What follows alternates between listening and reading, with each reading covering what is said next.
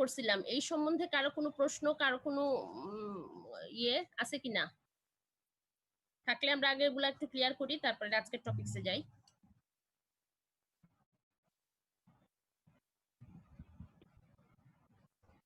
নাই কারো কোনো সমস্যা নাই?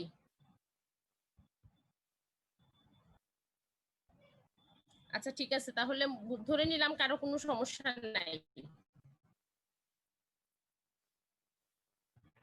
আচ্ছা,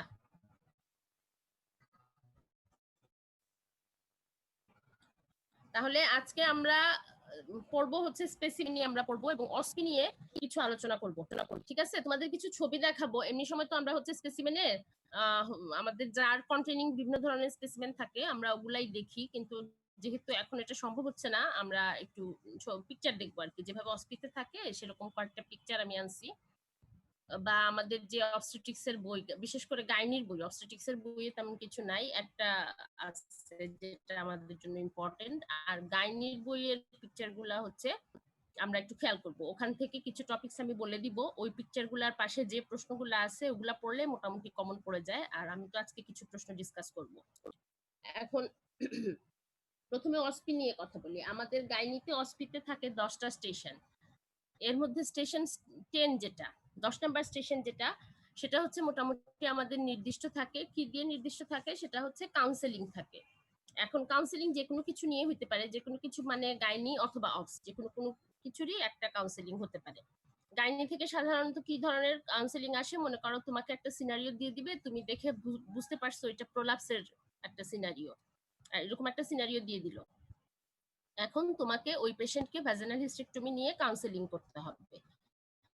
তো কাউন্সেলিং এর জন্য আমাদের কিছু স্টেপস আছে, যে প্রথমে তোমার পরিচয় দিবা, পেশেন্টকে গ্রিটিংস মানে পেশেন্টকে সালাম দিবা, তার পরিচয়, তোমার নিজের পরিচয় দিবা, তুমি কেন তাকে বুঝাচ্ছ এগুলো ব্যাখ্যা করবা, তার ডিজিজটা কি সেটা ব্যাখ্যা করবা, এটা ট্রিটমেন্ট না করলে কি হতে পারে সেটা ব্যাখ্যা করলা। তারপরে হচ্ছে কি ট্রিটমেন্ট অপশন আছে, ওর জন্য কি ট্রিটমেন্ট বেটার সেটা তাকে বলে দিলা। তারপরে একটা ট্রিটমেন্ট পারপাসে তার কি কি লাগবে, মানে তার কতদিন হসপিটাল স্টে লাগবে, তার কয় ব্যাগ ব্লাড লাগবে এটা বললা। সাথে কিছু complication, during operation, after operation কি কি কমপ্লিকেশন তার হতে পারে সেগুলা বললা। বললে টুলে তুমি তাকে জিজ্ঞেস করলা যে আপনি কি আমার কথা বুঝতে পেরেছেন। এইগুলা হচ্ছে মানে মোটামুটি হচ্ছে এইগুলো, এই গ্রিটিংস। তারপরে হচ্ছে তোমার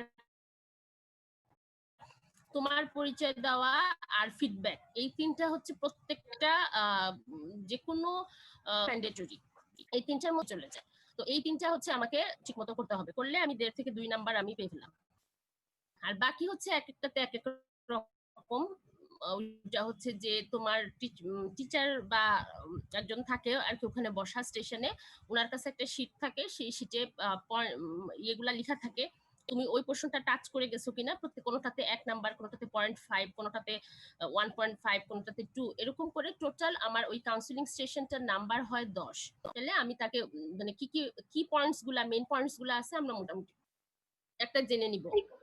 আমি আগে প্রশ্ন ধরে কাউন্সিলিং পড়ায় দিতাম, কিন্তু এখন তো আসলে তোমাদের টাইমও কম, মাত্র 2 সপ্তাহ, প্রায় 3 সপ্তাহ মাত্র পোস্টিং, এটা হচ্ছে না আর কি এভাবে করে পড়ানো, তো ক্লাস পাওয়া যায় না।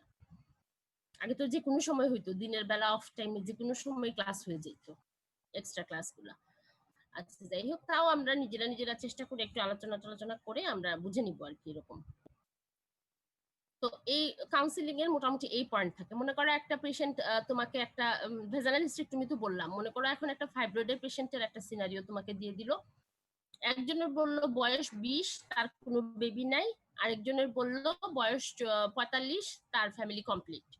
তাহলে তোমাকে কি করতে হবে? প্রথম যার বয়স 20 এবং কোনো বাচ্চা নাই, তাকে মায়োমেক্টমির কাউন্সেলিংটা করতে হবে, তোমাকে ওই দিকে জোর দিতে হবে। তখন তুমি মায়োমেক্টমির অ্যাডভান্টেজ, ডিসঅ্যাডভান্টেজ, তার যে আবার রিকারেন্স হইতে পারে, কি কি সমস্যা হইতে পারে, টুমিও লাগতে পারে, এই পয়েন্টগুলো হচ্ছে এখানে ইম্পর্টেন্ট। এখানে তোমাকে এই পয়েন্টগুলো টাচ করে যেতে হবে। মায়োমেক্টমির কাউন্সেলিং এর কথা বলতেছি আমি। এবং অনেকেই তোমরা একটা ভুল করো, আমার অভিজ্ঞতা যেটা বলে যে সবাই হচ্ছে মেডিকেল ট্রিটমেন্ট বলে একটা কথা বলো, মেডিকেল ট্রিটমেন্ট নিয়ে ফেল হয়েই তো পেশেন্টটা হচ্ছে তোমার এখানে ভর্তি হয়েছে, তাই না, হসপিটালে। তার জন্য তোমাকে সরাসরি সার্জিক্যাল ট্রিটমেন্টের কাউন্সেলিং করতে হবে। তাকে আমরা শুধু শুধু মেডিকেল ট্রিটমেন্টের কাউন্সেলিং করবো না, কারণ মেডিকেল ট্রিটমেন্ট সে হয়তো তার বাড়িতে পাইছে, আমাদের এখানে তো সে ভর্তি হয়েছে সার্জারির জন্য। এটা মাথায় রেখে আমরা তাকে সার্জিক্যাল ট্রিটমেন্টেরই কাউন্সেলিং করব। এখন সিনারিও দেখে বুঝতে হবে 20 বছরের পেশেন্টকে আমি কি কাউন্সেলিং করব ফাইব্রয়েডের জন্য, আর 45 বছরের পেশেন্টকে আমি কি কাউন্সেলিং করব ফাইব্রয়েডের জন্য, ঠিক আছে? ওইভাবে করে আমাকে আগাইতে হবে। যদি আমি মায়োমেক্টমির কাউন্সেলিং করি, মায়োমেক্টমির যত বইয়ের মধ্যে আছে কিছু ডিসঅ্যাডভান্টেজ, কিছু হচ্ছে কি বলে তোমার রিকোয়ারমেন্টস যেগুলো মায়োমেক্টমির আগে করতে হয়, অথবা কিছু ইন্ডিকেশন যেটার জন্য মায়োমেক্টমি আমরা করি, আমার সাইজ বা সবকিছু মিলায় ওই জিনিসগুলো তাকে বলতে হবে। কমপ্লিকেশনস গুলো বুঝাইতে হবে during operation and post operative complications, এবং পরবর্তীতে তার এটা আবার রিকার হইতে পারে যদি সে হিস্ট্রিতে দেওয়া থাকে ইনফার্টিলিটির কোনো ফিচার, তারপর তার বাচ্চা হওয়ার চান্স কতটুকুন, এইসব জিনিসপত্র আমাকে একটু বলতে হবে। তারপরে তার মেনোরেজিয়াটা আবার ফিরে আসতে পারে, তার টিউমারটা আবার হয়ে যেতে পারে। আর যেটা বলতে হবে, ব্লাডের কথা বলতে হবে, এবং ডিউরিং অপারেশন তার যদি এক্সেসিভ ব্লিডিং হয় তখন লাইফ সেভিং পারপাসে কি করতে হবে, এটার জন্য সমস্যা হচ্ছে। আচ্ছা, লাইফ সেভিং পারপাসে তাকে কি করতে হবে, হিস্টেক্টমি করে ফেলতে হতে পারে। এই ধরনের একটা কনসেন্ট আমরা তার কাছ থেকে প্র্যাকটিক্যালিও নেই, এবং আমাকে কাউন্সিলিং এটা উল্লেখ করতে হবে, ঠিক আছে? এই গেল মোটামুটি। তারপরে আসো হিস্টেক্টমির কাউন্সিলিং কি, সেম কাউন্সিলিং। তখন আমাকে তাকে বলতে হবে যে এরকম আপনার জরায়ু না ফেলেও আমরা একটা অপারেশন করতে পারি, যে আপনার টিউমারটা কেটে নিয়ে আসতে পারি। মানে মায়োমেক্টমি সম্বন্ধে তুমি তাকে তখন বুঝাইলা, মানে বলে এখানে তোমাকে মায়োমেক্টমি ডিসঅ্যাডভান্টেজ গুলাকেও আবার সেই আগের মতো হাইলাইট করতে হবে, যে যদি আমরা এটা করি তাহলে আপনার এরকম এরকম সমস্যা হইতে পারে। যেহেতু এখন আপনার বয়স এত হয়ে গেছে, আপনার ফ্যামিলি কমপ্লিট, এই জন্য আমার মনে হচ্ছে আপনার জন্য হিস্টেক্টমিটা মানে আপনার জরায়ুটা কেটে ফেলা ভালো। এখন এখন জরায়ু কেটে ফেললে কি হইতে পারে, এই দুটো জিনিস তাকে বলে দিতে হবে। প্রথম কথা হচ্ছে তার মেনস্ট্রুয়েশন হবে না এবং তার বাচ্চা হবে না। আমরা কি করি, সবাই ওই 45 বছরের মহিলাকে বলতে থাকি যে জরায়ু এই অপারেশনের পরে আপনার আর বাচ্চা হবে না। আচ্ছা, 45 বছরের মহিলা, তার 4-5টা বাচ্চা আছে, তার জন্য বাচ্চা হওয়াটা কি ইম্পর্টেন্ট? ইম্পর্টেন্ট না। তার জন্য যেটা বেশি ইম্পর্টেন্ট যে তার আর মেনস্ট্রুয়েশন হবে না, এই জিনিসটা তাকে আগে থেকেই বলে দিতে হবে। তাহলে কি হবে, না হয়তো পরের সাইকেল যখন আসবে তার মেনস্ট্রুয়েশন হবে না, তার মাথা খারাপ হয়ে যাবে যে হ্যাঁ মেনস্ট্রুয়েশন কেন হইলো না, তাই না? এই জন্য আমাকে ইম্পর্টেন্সটা বুঝে কাউন্সেলিংটা করতে হবে, যে একটা হিস্টেক্টমি কাউন্সেলিং এ এই পয়েন্টগুলো আমাকে বলতে হবে, যে এই অপারেশনের পরে আপনার আর মাসিক হবে না এবং আর বাচ্চা হবে না। এটা তুমি বললেও বলতে পারো, না বললেও তেমন দোষের কিছু নেই। আচ্ছা, বলতে পারো যেহেতু ইউটেরাস কেটে ফেলছে, কিন্তু প্রথম কথাটা হবে কি যে আপনার আর মেনস্ট্রুয়েশন হবে না, এই জিনিসটা তাকে বলতে হবে। এগুলা হচ্ছে আমার প্র্যাকটিক্যাল অভিজ্ঞতা। আমি যত ব্যাচের পরীক্ষা নিয়েছি, মোটামুটি অনেক দিন থেকেই তো নিচ্ছি, এই ভুলগুলা তোমরা করো। তো সেইটার জন্য আমি একেবারে স্পেসিফিক, বাকি যেগুলো অনেকগুলা বইয়ে তোমাদের কাউন্সেলিং দেওয়া আছে সেখান থেকে তোমরা বাকিগুলা পড়বা, কিন্তু আমার বক্তব্য হচ্ছে এই কথাগুলা বলা যাবে না, কারণ এগুলাই সবাই বলে, বেশিরভাগ 80% এই কথাগুলা বলে, কিন্তু এগুলা হবে না, এগুলা এগুলা বলবা না, ঠিক আছে? আচ্ছা, তাহলে এই মোটামুটি ধরো আমার গাইনিতে আর তেমন কিছু না, হিস্টেক্টমির কাউন্সেলিং গুলাই আসে, সেটা হতে পারে ভ্যাজাইনাল, সেটা হতে পারে অ্যাবডোমিনাল, সেটা হতে পারে মায়োমেক্টমি, এই তিনটাই বেশি আসে। এখন আসো অপসে। অপসের কাউন্সেলিং এর মধ্যে বেশিরভাগ আসে যে তাকে আমরা একটা পেশেন্টের নর্মাল ডেলিভারি হয়েছে বা ভ্যাজাইনাল ডেলিভারি হয়েছে, তাকে আমরা আজকে তার 3rd বা 2nd পোস্টনাটাল ডে আমরা আজকে তাকে ডিসচার্জ করে দিব, এখন তুমি তাকে অ্যাডভাইস দাও। এটা একটা কাউন্সেলিং আসতে পারে। আর একটা কাউন্সেলিং আসতে পারে কি, ব্রেস্ট ফিডিং এর একটা কাউন্সেলিং আসতে পারে, ঠিক আছে? এই রকমেরই কাউন্সেলিং গুলো আসে অপস থেকে, যদি আসে যে কোনো একটা আসবে কাউন্সেলিং, একটা থাকে, হয় গাইনি থেকে না হয় অপস থেকে। এখন যাকে আমি পিপিএম এর অ্যাডভাইস দিব, ওই সমান কথা, গ্রিটিংস, নিজের সেলফ ইন্ট্রোডাকশন এবং ফিডব্যাক, এটা প্রত্যেকটা কাউন্সেলিং এর মাস্ট, তোমাকে বলতেই হবে। এটা হচ্ছে ম্যান্ডেটরি পোরশন, এটা থাকতেই হবে, এটা থাকবে, এটার মধ্যে নাম্বার।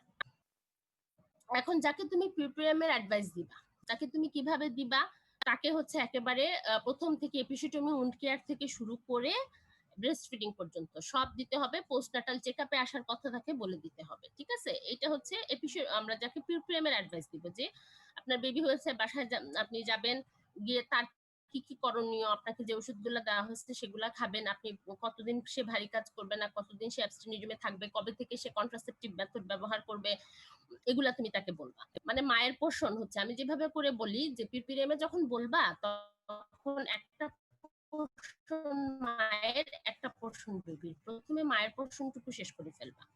যে আপনি এই নিয়মগুলা মেনে, এই ওষুধগুলা করে হচ্ছে অ্যাবস্টেনিজম বললাম, কন্ট্রাসেপশন বললাম, হেভি ওয়ার্ক এগুলা সে কতদিন অ্যাভয়েড করবে, এই জিনিসগুলা তুমি বললা। বলে আর হচ্ছে তোমার পোস্টনাটাল চেকআপে সে আসবে এটা বললা। আর পেলভিক ফ্লোর এক্সারসাইজ যদি বলো ভালো, অনেক অনেক শীটে পেলভিক ফ্লোর এক্সারসাইজের পয়েন্ট থাকে, অনেক শীটে থাকে না। হ্যাঁ, বলে ফেলবা, তুমি তো আর জানো না তোমার তোমার ওই তোমার কাউন্সিলিং এ যিনি বসছে ওনার কাছে যে কাগজটা আছে সেটাতে আছে কিনা। যেহেতু ভ্যাজাইনাল ডেলিভারি হয়েছে বললে বললে তো আর মাইনাস পয়েন্ট নাই, যদি নাম্বার থেকে থাকে এখানে তুমি নাম্বার পাইলা, না থাকলে তো ওই তুমি বললা আর কি। কিন্তু যদি ধরো আছে তুমি বলো নাই, তাহলে তো তোমার এখানে এই নাম্বারটা কমে গেল। তারপরে তুমি বেবির পোষণে আসবা, যে বেবিকে কি কি করতে হবে একেবারে বার্থ রেজিস্ট্রেশন থেকে শুরু করে তার ব্রেস্ট ফিডিংটা বলতে হবে। তারপরে হচ্ছে ইপিএইচ শিডিউল যে টিকা দেওয়ার কথা বলতে হবে। এখন ব্রেস্ট ফিডিং এর ক্ষেত্রে তোমাকে কি, আমার তো সময় নির্দিষ্ট, আমি তো একটা সময়ের মধ্যে আমাকে সব বলে শেষ করতে হবে। ব্রেস্ট ফিডিং এর মধ্যে তুমি তাকে খালি এক্সক্লুসিভ ব্রেস্ট ফিডিংটা বুঝাই দিবা, আর ব্রেস্ট ফিডিং 6 মাসের থেকে যে উইনিং করবে, উইনিং এ সে কি কি ফুড খাওয়াবে সেইগুলা তুমি তাকে বলে দিলা। আর ইপি টিকা দিবে, এই জিনিসটা তাকে বলে দিলা। এখন যদি তোমার ব্রেস্ট ফিডিং এর কাউন্সিলিং আসে, তাহলে কি করতে হবে, মায়ের ওই অ্যাডভাইস গুলা তখন আর লাগবে না, মায়ের পোষণ নাই, এখন তোমাকে কি করতে হবে, বেবির কথা বলতে হবে। বেবির কথা, যে দিনে কতবার খাওয়াবে, রাতে কিভাবে খাওয়াবে, তারপরে হচ্ছে ব্রেস্ট ফিডিং এর অ্যাডভান্টেজ কি, বেবির কি কি অ্যাডভান্টেজ, তার নিজের কি কি, মায়ের কি কি অ্যাডভান্টেজ, এইগুলা কথা আমাকে তখন বলতে হবে। হ্যাঁ, যেটা আমি পিপিএম এর সময় বলি নাই। পিপিএম এ আমি তাকে এক্সক্লুসিভ ব্রেস্ট ফিডিং আর উইনিং সম্বন্ধে বলে ছেড়ে দিছি, কিন্তু যখনই আমাকে ব্রেস্ট ফিডিং, আমার কাউন্সিলিং এর ইয়েটা থাকবে ব্রেস্ট ফিডিং, তখন হচ্ছে আমাকে এক্সক্লুসিভ ব্রেস্ট ফিডিং পুরোটা ব্যাখ্যা করে বলতে হবে, দিনে রাতে খাওয়ানো কিভাবে খাওয়াবে সেটা বলতে হবে, খাবারটা হচ্ছে অ্যাডিকুইট হচ্ছে কিনা, হ্যাঁ, তার ইউরিনেশন দেখে বুঝতে হবে মাকে, এগুলা এগুলা কয়বার সে ইয়ে করবে, এগুলা তাকে তখন বলতে হবে। এটা হচ্ছে ব্রেস্ট ফিডিং এর কাউন্সিলিং এর সময়, ঠিক আছে? আচ্ছা, আর হচ্ছে আবার তাকে উইনিং এর কথাও তুমি বলবা, 6 মাস পর্যন্ত খাওয়াবে, 6 মাস পর থেকে কি কি খাবার খাওয়াবে, কিন্তু 2 বছর পর্যন্ত তাকে বুকের দুধ খাওয়ায় যেতে হবে। এই কথাগুলো বলে সেই আবার তুমি তার ফিডব্যাক নিবা যে আপনি কি আমার কথা বুঝতে পেরেছেন। ঠিক আছে, তাহলে এই দুইটাই বেশি আসে, পিউপিরিয়াল অ্যাডভাইস আর পিউপিএমের অ্যাডভাইস গুলো কিন্তু খুব ইম্পর্টেন্ট। হ্যাঁ, পিউপিএমের অ্যাডভাইস গুলো তোমার বেডসাইডেও জিজ্ঞেস করে, বেডসাইডে আমাদের পিউপিএমের কেস বেশি থাকে, তখন পিউপিএমের অ্যাডভাইস গুলা বেডসাইডেও জিজ্ঞেস করে। তারপর ধরো এপিসিওটমি উন্ড কেয়ার একটা ব্যাপার আছে, সেটা জিজ্ঞেস করে, সেটা তেমন কিছু না, সে হচ্ছে হাইজিন মেনটেন করবে, পার্সোনাল হাইজিনটা মেনটেন করবে, স্যানিটারি ন্যাপকিন ইউজ করবে, বাস অ্যান্টিবায়োটিক যেটা তাকে দেওয়া হবে সেটা খাবে, পেন কিলার খাবে। লোকাল তুমি বললে বলতে পারো, না বললেও সমস্যা নাই, কিন্তু এই যে সাবান পানি দিয়ে ধুতে হবে এগুলা কথা বলা যাবে না, পরিষ্কার পানি দিয়ে ধুতে হবে, কোনো স্যাভলন ট্যাবলন এগুলো কিছু লাগবে না, সাবান লাগবে না, পরিষ্কার পানি দিয়ে এপিসিওটমি উন্ডটা ক্লিয়ার করতে হবে। আচ্ছা, এই হচ্ছে মোটামুটি আমি একটা স্টেশন নিয়ে আলোচনা করলাম কাউন্সিলিং এর, যে কি কি আমাদের সাধারণত কি ধরনের কাউন্সিলিং আসে, এর বাইরে আমি দেখি নাই এখন পর্যন্ত আসতে, কিন্তু এগুলার মধ্যেই আসে। এরপরে যদি চলে আসে শেষে আবার বলবা ম্যাডাম বলছে আসে নাই, কিন্তু আসলে আর কি বা আসতে পারে তোমাদের জন্য। আরেকটা হচ্ছে কন্ট্রাসেপশন, ওরাল পিল কিভাবে খাবে, হ্যাঁ, এইটা একটা তোমাদের লেভেলের জন্য এটা একটা, এটা একটু অবশ্য কঠিন হয়ে যায়, এটা পোস্ট গ্রাজুয়েশন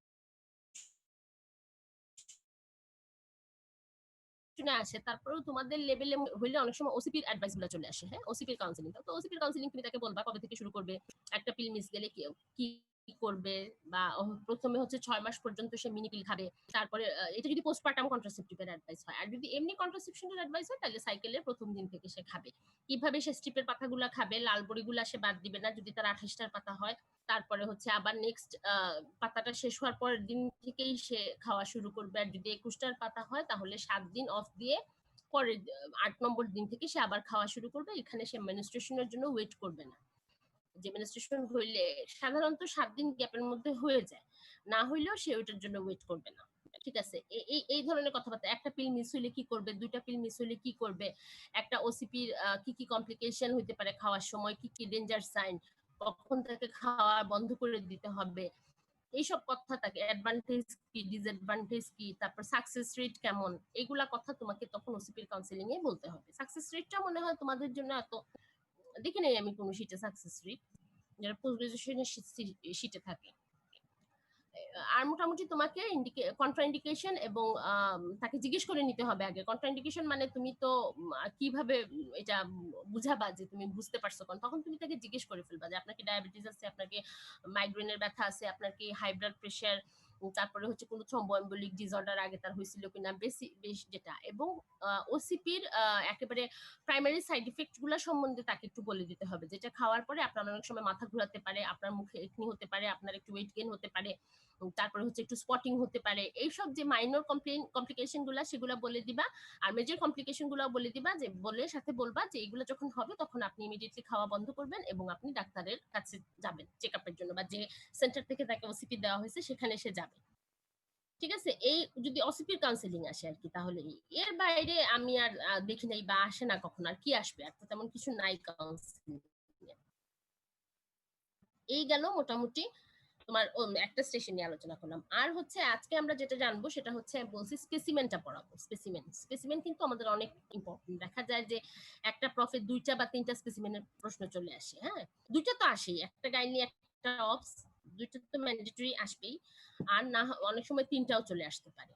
আচ্ছা, এখন আর কি কি আসতে পারে? একটা কাউন্সিলিং বললাম, স্পেসিমেন বললাম, আর আমাদের হচ্ছে ইনস্ট্রুমেন্টস আসতে পারে না, ইনস্ট্রুমেন্টস আসে। ইনস্ট্রুমেন্ট দেখা যায় 4টা চলে আসে, আমরা আগামী ক্লাসে ইনস্ট্রুমেন্টস করবো ইনশাল্লাহ। ইনস্ট্রুমেন্টস দেখা যায় 4টা চলে আসে। তারপরে কিছু সিনারিও আসে, কিছু ড্রাগস থাকতে পারে, কন্ট্রাসেপটিভ থেকে কিছু জিনিস থাকতে পারে, আর পার্টোগ্রাফের একটা স্টেশন প্রায় আসতেছে ইদানিং, প্রায় গত 2-3 বছরের প্রফে আমি দেখলাম একবার হয়তো সাপ্লিমেন্টারি পরীক্ষায় বাদ দিয়েছে, কিন্তু পরবর্তীতে আবার আসছে রেগুলার পরীক্ষায়, বা রেগুলার পরীক্ষায় বাদ দিয়েছে সাপ্লিমেন্টারিতে আসছে। মানে মোটামুটি পার্টোগ্রাফের হচ্ছে একটা স্টেশন ধরে নিবা যে এটা আসবে। আর হচ্ছে যেগুলা সিনারিও। আচ্ছা, আগে আমি স্পেসিমেনটা বলে নেই, তারপরে সময় থাকলে সিনারিও বলবো। আর হচ্ছে ড্রাগসটাও আজকে সময় থাকলে একটু আলোচনা করবো। আর কন্ট্রাসেপটিভটা আমি ইনস্ট্রুমেন্টের সাথে বলবো, না হয় সময় কাভার হবে না। এখন স্পেসিমেন আমাদের কি ধরনের স্পেসিমেন আসতে পারে?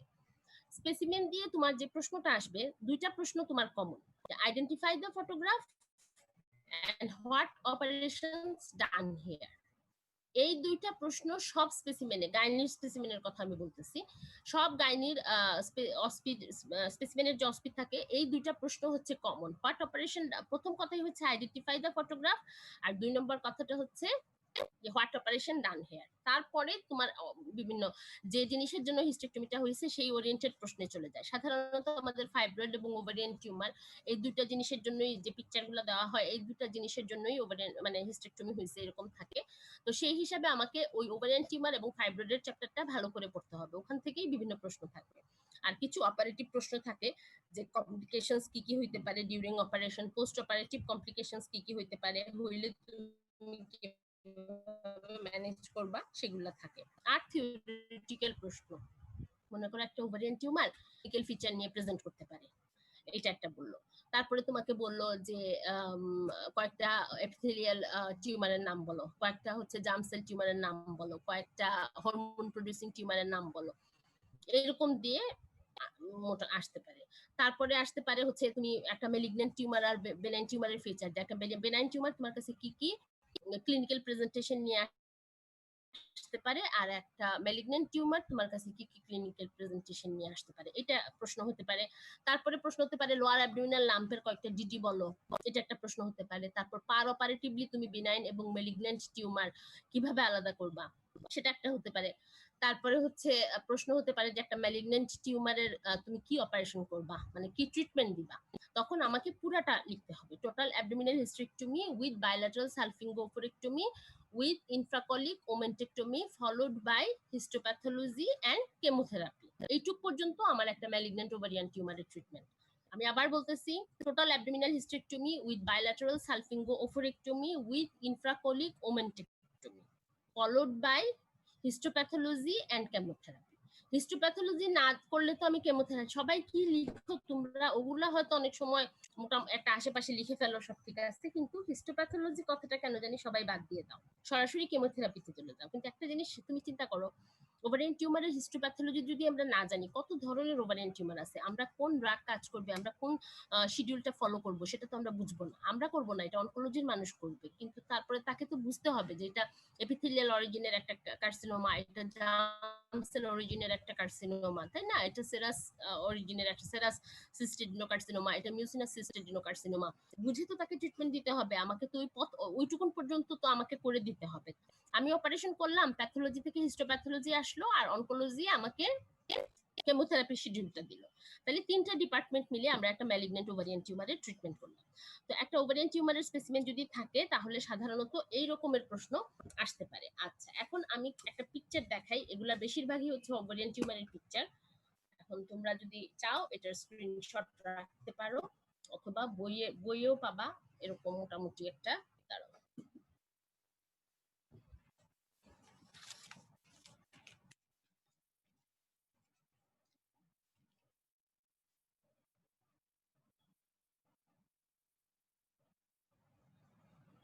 দেখা যাচ্ছে? বলো একজন আমাকে, কেউ দেখা যাচ্ছে কিনা, লাইট টাইটের সমস্যা হচ্ছে কিনা? ম্যাম দেখা যাচ্ছে। এটা কিসের ছবি বললেন ম্যাডাম? আচ্ছা, কিসের ছবি সেটা পরে বলি। তোমার কিসের ছবি মনে হচ্ছে বলো তো? এটা আমি এতক্ষণ তো বললাম, এই যে দেখো, টিউমারের ছবি মনে হচ্ছে। হ্যাঁ, কোথাকার টিউমার? ইন্টেস্টাইনের টিউমার তো ইন্টেস্টাইনেও হইতে পারে। মেসেন্টারিক সিস্ট মনে হচ্ছে, মেসেন্টারিক সিস্ট। সাথে ছোট জিনিসটা কি? এই যে এই জিনিসটা কি? এটা ইউটেরাস। ইউটেরাস। আচ্ছা, এটা নিচের পোরশনটা কি? এই যে এই জিনিসটা কি? এটা ইউটেরাসের কয়টা পার্ট, মানে ইউটেরাসের সাথে আর কি থাকে? ইউটেরাসের তো দুইটা পার্ট, ফান্ডাস। হ্যাঁ, তো এটা বলতে হবে না? আর এই যে দেখা যাচ্ছে এগুলো কি? এটা এই যে লম্বা একটা, তারপরে এই যে একটা ফ্যালোপিয়ান টিউবের পাশে কিছু দেখা যাচ্ছে না, এখানে খালি, ওভারি নাই, দেখা যাচ্ছে না, ওভারি নাই, এটা তো ওভারি নাই, ওভারি রেখে দিছে এটা। তাইলে আমার প্রথম প্রশ্ন, resected specimen of uterus and cervix with bilateral fallopian tube and unilateral ovarian tumor। বুঝা গেছে? রিসেক্টেড স্পেসিমেন অফ, এটা রিসেক্টেড তো, তাই না? মানুষের শরীরে না তো, এটা কেটে ফেলছে। আচ্ছা, resected specimen of uterus with cervix মানে কি? টোটাল হিস্টেক্টমি হয়েছে, এখানে টোটাল অ্যাবডোমিনাল হিস্টেক্টমি হয়েছে।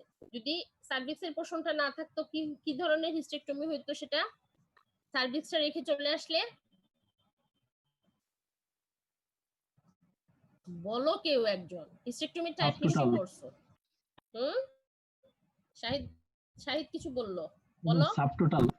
সাবটোটাল, হ্যাঁ। এই জন্য পরের প্রশ্নই তো আসবে, হোয়াট অপারেশন ডান হেয়ার। তাহলে আমরা যদি সার্ভিক্স বলি না, আর ওখানে বলি টোটাল অ্যাবডোমিনাল হিস্টেক্টমি, তাহলে হবে?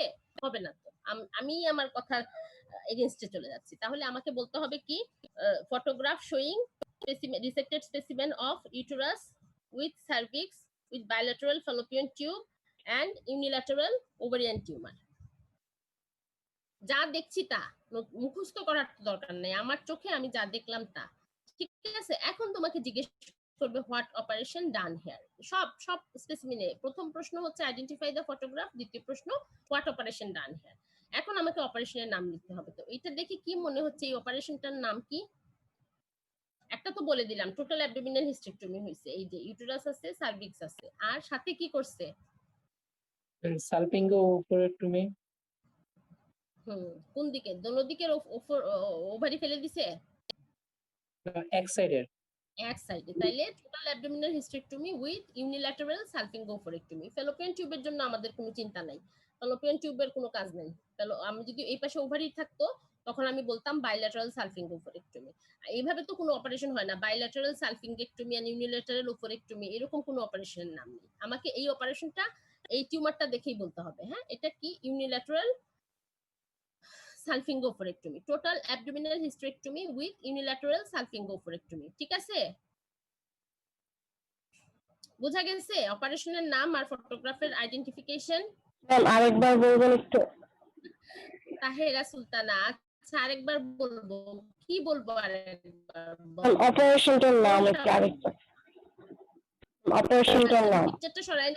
আচ্ছা আচ্ছা, অপারেশন নাম, পিকচারটা সরাই নিচ্ছি। আচ্ছা, অপারেশনটার নাম হচ্ছে total abdominal hysterectomy with unilateral salpingo-oophorectomy. যেহেতু এইখানে এক পাশের ওভারি ফেলা হয়েছে, তাহলে এটা ইউনিল্যাটারাল সালফিঙ্গোফারেক্টমি। আর আমার স্পেসিমেন গুলার নাম কি? Specimen tube and unilateral ovary with ovarian tumour. ঠিক আছে, এটা হচ্ছে স্পেসিমেনের নাম একটা, আর হচ্ছে অপারেশনের নাম। এই দুটা প্রশ্ন চলে গেল। এখন আসো পরবর্তীতে কি প্রশ্নে যাবে। পরবর্তীতে প্রশ্নে যাবে যে এই যে পেশেন্ট সে কি কি ক্লিনিক্যাল ফিচার নিয়ে তোমার কাছে আসতে পারে, অথবা লোয়ার অ্যাবডোমিনাল লাম্পের কয়েকটা কজ বলো, অথবা কয়েকটা ওভারিয়ান টিউমার, বেনাইন কয়েকটা ওভারিয়ান টিউমারের নাম, সেটা এপিথেলিয়াল অরিজিন এরকম মেনশন করে দিবে, অথবা খালি কয়েকটা ওভারিয়ান টিউমারের নাম বলো, epithelial origin, germ cell origin, তারপরে হচ্ছে তোমার আরেকটা কোনটা, sex cord stromal tumour, hormone producing tumour, এই টাইপের টিউমার গুলার নাম হচ্ছে বেশি জানতে চায়, মানে এইগুলা প্রশ্ন বেশি আসে। আচ্ছা, তারপরে হচ্ছে তোমার আসলো যে এই যে ডিউরিং অপারেশন কি প্রবলেম হতে পারে, তাই না? এই পেশেন্টের অপারেটিভ কি কি কমপ্লিকেশন হতে পারে সেটা তুমি একটা বললা। তারপরে এটাও আসতে পারে যে তুমি পারঅপারেটিভলি কিভাবে জানবা, এটা বুঝবা যে এটা বিনাইন না ম্যালিগন্যান্ট, এটা একটা প্রশ্ন আসতে পারে। তারপরে আসতে পারে যে তুমি এটা কনফার্ম করবা কিভাবে, যখনই কোনো জিনিস আমাকে রিসেক্টেড জিনিস আমাকে কনফার্ম করবা কিভাবে জিজ্ঞেস করবে, তখনই কিন্তু আমাকে হিস্টোপ্যাথোলজিতে যাইতে হবে। আমরা বিভিন্ন ইনভেস্টিগেশন দিয়ে ডায়াগনোসিস করতে পারি, কিন্তু কনফার্মেশনের জন্য আমার কি দরকার, আমার অবশ্যই হিস্টোপ্যাথোলজি দরকার। এই জিনিসটা বুঝে কিন্তু সবাই ভুল করে, যখনই আসে কোনো patient how you confirm this, তখনই সবাই সব ইনভেস্টিগেশন লিখে করব। যখনই আমি বডি থেকে একটা অর্গান বের করে ফেলবো, আমার কাজ হচ্ছে তাকে বায়োপসির জন্য দেওয়া, মানে হিস্টোপ্যাথোলজির জন্য দেওয়া, তাই না? হিস্টোপ্যাথোলজি দিয়েই হচ্ছে আমরা তাকে কনফার্ম করব। তাহলে এই ভুলটা করবা না দয়া করে তোমরা, যে কনফার্মেশনের কথা যখন জানতে চাইবে তখন আমাকে বলতে হবে হিস্টোপ্যাথোলজি। ঠিক আছে? আচ্ছা, এখন এইটা থেকে আর কি কি প্রশ্ন আসতে পারে, যে এই যে অপারেশনটা হইলো, এই অপারেশনের কয়েকটা ইন্ডিকেশন বলো। এখানে তো হইছে ওভারিয়ান টিউমারের জন্য, তাই না? আর কি কি কারণে হতে পারে, তখন আমাকে এগুলো বলতে হবে। একটা ফাইব্রয়েড ইউটেরাসের জন্য হতে পারে, একটা ডিউবের জন্য হতে পারে, এডিনোমায়োসিসের জন্য হতে পারে, ম্যালিগন্যান্ট, সাধারণত ওভারিয়ান টিউমারের জন্য যদি বেনাইন হয় আমরা হিস্টেক্টমি করি না, যদি ম্যালিগন্যান্ট হয় তাহলে আমরা হিস্টেক্টমি করি। তাহলে আমাকে কি লিখতে হবে, ম্যালিগন্যান্ট ওভারিয়ান টিউমার, শুধু ওভারিয়ান টিউমারে হিস্টেক্টমি, এইখানে তোমাকে নাম্বার দেওয়া হবে না, ওভারিয়ান টিউমার না। আমার খালি দেখাচ্ছে, বুঝছো, ইন্টারনেট কানেকশন ইজ আনস্টেবল। তোমরা কি শুনতে পাচ্ছ আমার কথা? কেটে কেটে আসছে কথাগুলো। বুঝতে পারতেছি, কারণ খালি আমার উঠতেছে মিশন মধ্যে আনস্টেবল। আনস্টেবল কিভাবে করব বলো? আচ্ছা, আমি তো আজকে ওয়াইফাই ইউজ করি না, মোবাইল ডাটা দিয়ে করতেছি, কারণ এটা আসে আমার ধারণা ওয়াইফাই দিলে অনেক স্লো শোনা যায় কথা। ঠিক আছে, তাইলে এই ধরনের প্রশ্ন। এখন মনে করো একটা স্পেসিমেন দিল, ওইটার আমার কাছে ছবি নাই, কিন্তু আমাদের বইয়ের মধ্যে একটা খুব সুন্দর ছবি আছে, আমি বইয়ের ছবিটাই তোমাদের দেখাই। বইটই তো নাই তোমাদের, আমি ছবি দেখাই, এটাই তোমরা দেখো। এটা হচ্ছে একটা ফাইব্রয়েড ইউটেরাসের ছবি, বুঝছো? ফাইব্রয়েডের এরকম একটা ছবি দিয়ে দিতে পারে তোমাকে, দিয়ে তখন কি করবে, প্রশ্নগুলো আসবে ফাইব্রয়েড থেকে। কেউ যদি চিনতেও পারো না, তাহলে কি করবা, যখন চিনতে পারবা না তখন নিচের প্রশ্নগুলা দেখে ফেলবা যে কি চাচ্ছে প্রশ্নে। যদি ফাইব্রয়েড সম্বন্ধে বেশি প্রশ্ন থাকে তো বুঝে ফেললা যে এটা ফাইব্রয়েডের স্পেসিমেন। আচ্ছা,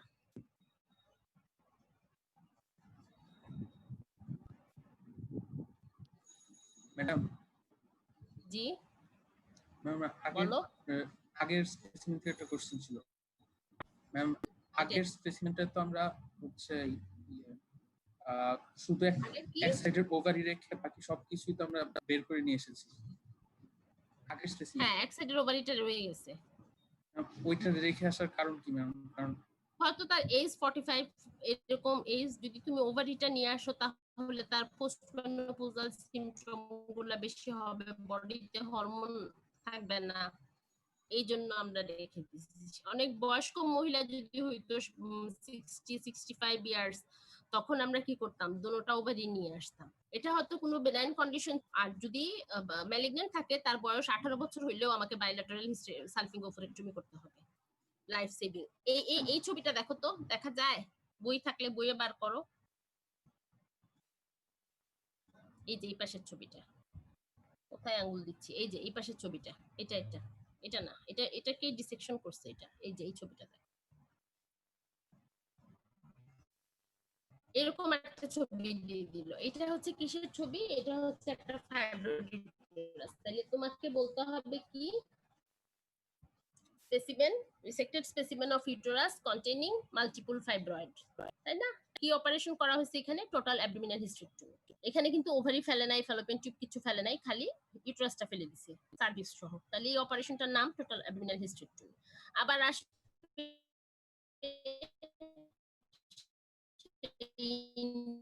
ইন্ডিকেশন কি, এটা আসতে পারে। তারপরে ফাইব্রয়েড থেকে প্রশ্ন আসলো, এখন আসতে পারে এজ ইনসিডেন্স কি রকম ফাইব্রয়েড এজের মহিলাদের, তাই না? বেশি হয় ফাইব্রয়েড, যেহেতু এস্ট্রোজেন ডিপেন্ডেন্ট টিউমার, মেনোপজের পরে ফাইব্রয়েড থাকলেও এটা শ্রিঙ্কেজ হয়ে যায় অথবা তার ডিজেনারেশন, সিস্টিক ডিজেনারেশন হয়ে যায়। আচ্ছা, তারপরে আসতে পারে একটা ফাইব্রয়েড তোমার কাছে কি কি ক্লিনিক্যাল ফিচার নিয়ে প্রেজেন্ট করতে পারে, একটা ফাইব্রয়েডের কি কি ডিফারেনশিয়াল ডায়াগনোসিস হতে পারে। তারপরে হচ্ছে একটা ফাইব্রয়েডে ম্যানোরেজিয়া হয়, আমরা জানি কেন হচ্ছে ম্যানোরেজিয়া ফাইব্রয়েডে, এটার কজ আসতে পারে। অনেক সময় ইনফার্টিলিটি, ফাইব্রয়েডে কেন ইনফার্টিলিটি হয়, এরকমের একটা প্রশ্ন আসতে পারে। ফাইব্রয়েডকে তুমি ওভারিয়ান টিউমার থেকে কিভাবে ডিফারেন্সিয়েট করবা ক্লিনিক্যালি, সেটা আসতে পারে। যদি একটা ফাইব্রয়েডের ছবি দেয় তাহলে সাধারণত এই ধরনের প্রশ্ন আসতে পারে। আচ্ছা, আমরা বোঝা গেল ফাইব্রয়েড সম্বন্ধে যে একটা ফাইব্রয়েডের পিকচার দিলে এই এই প্রশ্ন আমার আসতে পারে। বোঝা গেছে? গেল রে, বোঝা গেছে? বলো। জি জি ম্যাম। ম্যাম। আচ্ছা, তাহলে আমার উদ্দেশ্য হচ্ছে যখন ফাইব্রয়েড চ্যাপ্টার পড়ানো হবে তখন তো তোমাকে এগুলা সবই পড়ানো হবে, তাই না? আমার উদ্দেশ্য হচ্ছে আজকে জাস্ট প্রশ্নগুলা ধরে দেওয়া, যে আমি কিভাবে অস্পির জন্য প্রিপারেশন নিব, অস্পির আগের রাতে আমি কি কি দেখে আসবো, এই এই হচ্ছে আমার কথা। এখন অস্পির আগের রাতে তো আর আমি হচ্ছে বসে বসে স্টেপস অফ অপারেশন আর ওই অপারেশন সেই অপারেশন এগুলা তো আর পড়বো না, তাই না? কার্সিনোমা সার্ভিক্সটাও ভালো করে পড়বো না, কারণ ওগুলো আমাদের অস্তিত্বে কম আসে। এখন আমি আরেকটা ছবি দেখাই, এটা বলবা কি।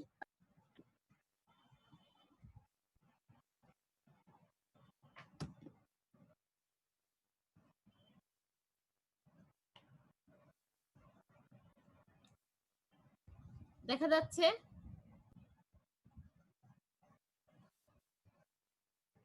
দেখা যাচ্ছে রে? জি ম্যাম। দরকার নেই, ছবি দেখ। আচ্ছা, এখন বলো এটা কি, আইডেন্টিফাই দ্য ফটোগ্রাফ।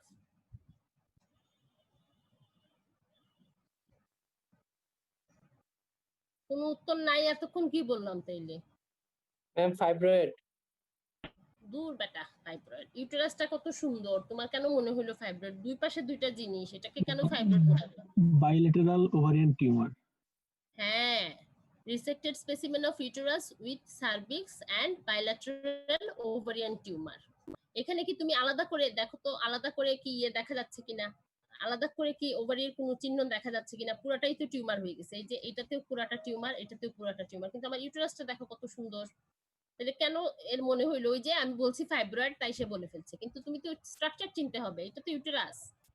এই যে এটা ফান্ডাস বডি, আর নিচের পোর্শনটা ওই যে কনস্ট্রিকশনের পরে যে অংশটুকু সেটা হচ্ছে সার্ভিক্স।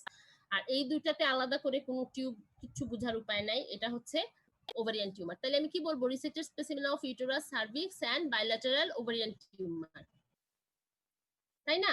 এখন হোয়াট অপারেশন ডান, হ্যাঁ অপারেশনের নাম বলো, অপারেশনের নাম বলো, না হয় এখান থেকে সবার মাথায় একটা করে বেদ দিয়ে বাড়ি দিব।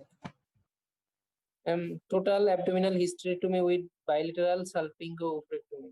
Very good, total abdominal hysterectomy with bilateral salpingo-oophorectomy. তাহলে এই অপারেশনের ইন্ডিকেশন কি, কেন করা হয়েছে এখানে, এটা হয়তো কোনো ম্যালিগন্যান্ট ওভারিয়ান টিউমার ছিল, এই জন্য আমরা এখানে এই অপারেশনটা করছি। এখন কি কিভাবে আমি পারোপারেটিভ ম্যালিগন্যান্ট চিনবো, একটা ম্যালিগন্যান্ট ওভারিয়ান টিউমারের ক্লিনিক্যাল ফিচার কি, আমরা একটা পারোপারেটিভলি কিভাবে বেনাইন এবং ম্যালিগন্যান্ট টিউমার আলাদা করব, তারপরে এর পরবর্তী স্টেপ কি, মানে পরবর্তী স্টেপ বলতে যে হিস্টোপ্যাথোলজি, কেমোথেরাপি, এইসব নিয়ে তখন আমাকে প্রশ্ন করবে।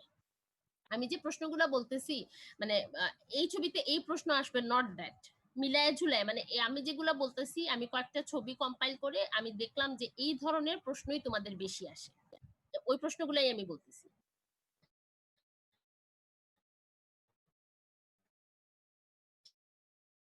ঠিক আছে, তারপরে হচ্ছে ডিডি তো বলছি, ইউনিল্যাটারালে যা বলছিলাম এখানে তাই চলে আসবে, মাঝখানে ফাইব্রয়েডের গুলো আবার আলাদা করে আমি বলে দিচ্ছি। তাহলে আমাদের স্পেসিমেন সাধারণত গাইনিতে এইগুলাই আসে। আর একটা জিনিস আসে গাইনিতে, মোলার প্রেগন্যান্সি স্পেসিমেন আসতে পারে।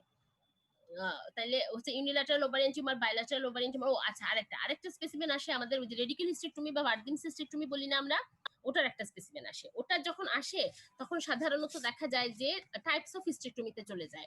ওই স্পেসিমেনটা যখন আসে, টাইপস অফ হিস্টেক্টমি কি কি আছে, অ্যাবডোমিনাল হিস্টেক্টমি, ভ্যাজাইনাল হিস্টেক্টমি, প্রথমে আমাকে এইভাবে বলতে হবে। তারপরে একটা অ্যাবডোমিনাল হিস্টেক্টমির মধ্যে কি কি আছে, সাবটোটাল আছে, টোটাল আছে, রেডিকেল আছে, তাই না, এক্সটেন্ডেড আছে। এই জিনিসগুলো আমাকে বলতে হবে। আর আমাকে জানতে হবে রেডিকেল হিস্টেক্টমি বা ভার্জিন হিস্টেক্টমি স্টেপ মানে কি কি স্ট্রাকচার ফেলা হয়, এই জিনিসটা আমাকে জানতে হবে, বাকিগুলোর দরকার নাই। এইটা জানলেই আমার জন্য যথেষ্ট। আমি একটা স্পেসিমেন দেখাই তোমাদের, এটা খুব হিজিবিজি একটা স্পেসিমেন, বইয়ে দেখবা। হ্যাঁ, গাইনি বইয়ে খুব সুন্দর একটা রেডিকেল হিস্টেক্টমি স্পেসিমেন দেওয়া আছে, ওইটাও আছে। আমি ওই ছবিটা আজকে পাই নাই খুঁজে, বইটা দেখাই দিব।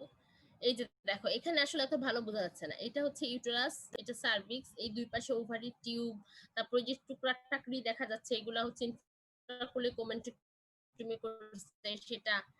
তারপরে এটাতে, হ্যাঁ এখানে আবার বোঝা যাচ্ছে না। আচ্ছা সরি, এটা হচ্ছে রেডিকেল না, এটা হচ্ছে টোটাল অ্যাবডোমিনাল বাইলেটারাল। আর উপরের দিকে দেখো, এই যে এই জায়গাটার মধ্যে একটা জিনিস দেখা যাচ্ছে এই উপরে, এটা হচ্ছে ইনফ্রাকোলি কোমেন্টেক্টমি করছে। সরি, এটা রেডিকেল হিস্টেক্টমি না, রেডিকেলটা আমি তোমাদের বইয়ে দেখাই দিব। এই যে ইনফ্রাকোলি কোমেন্টেক্টমির ওমেন্টামটা। আর এটা হচ্ছে ইউটেরাস, সার্ভিক্স, দুই পাশে দুইটা ওভারি ফেলে দিছে, সাথে ইনফ্রাকুলি কোমেন্টেক্টমি। তাহলে এই অপারেশনটার নাম total abdominal hysterectomy with bilateral salpingo-oophorectomy with infracolic omentectomy. আর ফটোগ্রাফ যখন আইডেন্টিফাই করতে বলবে, uterus with cervix with bilateral ovarian tumour with portion of omentum. ঠিক আছে, আমাকে এই কথাটা কিন্তু লিখতে হবে।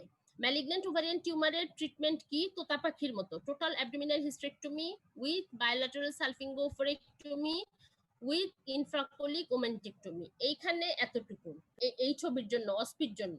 কিন্তু ভাইবা বোর্ডে কিভাবে বলতে হবে একটা ম্যালিগন্যান্ট টিউমারের ট্রিটমেন্ট কি, total abdominal hysterectomy with bilateral salpingo-oophorectomy with infracolic omentectomy followed by histopathology and chemotherapy.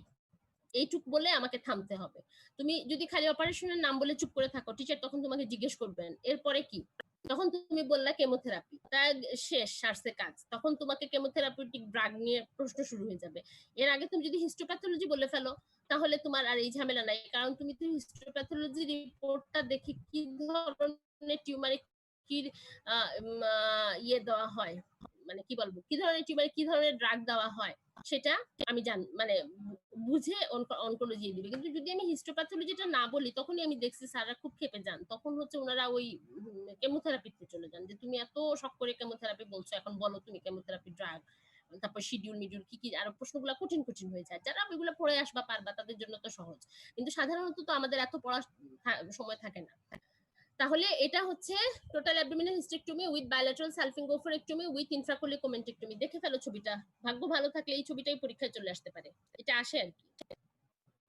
ঠিক আছে, আচ্ছা এখন আমি একটা রেডিকেল হিস্টেক্টমির ছবি দেখাই। এটা হচ্ছে ইয়েতে আমাদের ছিল, আমার কাছে ছিল ছবিটা, কিন্তু আমি পাই নাই খুঁজে, বুঝছো, অনেক কাগজ তো কোথায় জানি রাখছি, মনে হয় খুঁজে পাই নাই।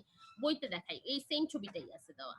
টিচাররা কিন্তু বই থেকে ছবি নেয়, এই জন্য দত্তের বইয়ে যে ছবিগুলো আছে ওগুলা খুব ভালো করে দেখবা। সবগুলা লাগবে না, ওভারিয়ান টিউমার দেখবা, ফাইব্রয়েড দেখবা, আর হচ্ছে এই যে বললাম রেডিকেল হিস্টেক্টমি। এই যে দেখো, এই ছবিটা খুব সুন্দর বোঝা যাচ্ছে, এটা রেডিকেল হিস্টেক্টমির। দেখা যাচ্ছে ছবিটা? জি ম্যাম। আমি আপ্রাণ চেষ্টা করছি দেখানোর, দেখা যাচ্ছে? আমি স্ট্রাকচার চিনে দিব, আগে বললো দেখা যাচ্ছে কিনা। দেখা যাচ্ছে ম্যাডাম। ম্যাম দেখা যাচ্ছে। ছবি না দেখা দেখলে যাচ্ছে স্ট্রাকচার না। চিনে। আচ্ছা, এখন আমি স্ট্রাকচার চিনি। স্ট্রাকচারের, আচ্ছা এই যে দেখো, এটা হচ্ছে কি ইউটেরাস, তাই না? আচ্ছা, এই যে দেখো ইউটেরাসের এখানে একটা পর্দা, যাদের কাছে বই আছে তারা একটু বাইর করো না বইয়ের মধ্যে ছবি, তাইলে আমার তোমাদের বুঝতে সুবিধা হবে। এটা হচ্ছে কত, পেজ 547। যাদের কাছে বই আছে একটু বের করে ফেলো। এই যে দেখো, এই যে পোর্শনটা, এটা কি? এটা হচ্ছে পোর্শন অফ ভ্যাজাইনা। বার্থিং সিস্টেক্টমিতে ফেলে না আপার থার্ড অফ দ্য ভ্যাজাইনা। তাহলে এই পোর্শনটা হচ্ছে আপার থার্ড অফ দ্য ভ্যাজাইনা। তারপরে এটা হচ্ছে ইউটেরাস, দুই পাশে দুইটা ওভারি, আর গুটি গুটি কিছু স্ট্রাকচার দেখা যাচ্ছে, দেখো এখানে আছে, এখানে আছে। এটা হচ্ছে পেলভিক লিম্ফ নোড, ঠিক আছে? এগুলো হচ্ছে পেলভিক লিম্ফ নোড। আর এই যে এই পাশের যে জিনিসপত্রগুলা দেখা যাচ্ছে, এগুলো হচ্ছে প্যারাসার্ভাইকাল প্যারাভাজাইনাল টিস্যু। তাহলে আমাকে যখন এই মানে ফটোগ্রাফটা আইডেন্টিফাই করতে বলতে হবে, আমাকে বলতে হবে resected specimen of uterus with bilateral fallopian tube and ovarian tumour, portion of vagina with pelvic lymph node, ঠিক আছে? এই ছবিটা যদি আসে, এই ছবিটা যদি আইডেন্টিফাই করে, এই ছবি থেকে সাধারণত কি ধরনের প্রশ্ন আসে? এই ছবি যদি চলে আসে তাহলে হোয়াট আর দ্য ইন্ডিকেশন? এই অপারেশন কোথায় করে, কোন কন্ডিশনে করে রে? এই বার্থিং সিস্টেক্টমি ওভারিয়ান টিউমারে, ফাইব্রয়েড ইউটেরাসে, না কোথায় করে? বলো, একজন বলো। কার্সিনোমা সার্ভিক্সে। হ্যাঁ, ভেরি গুড। দাঁড়াও, তুমি বন্ধ হয়েও না, তোমার কাছে আমার প্রশ্ন আছে। রাশনা, বন্ধ হয়েও না, প্রশ্ন আছে, মিউট হয়েও না। আরেকটা প্রশ্ন হচ্ছে, কোন স্টেজ পর্যন্ত করা যায় কার্সিনোমা সার্ভিক্সে?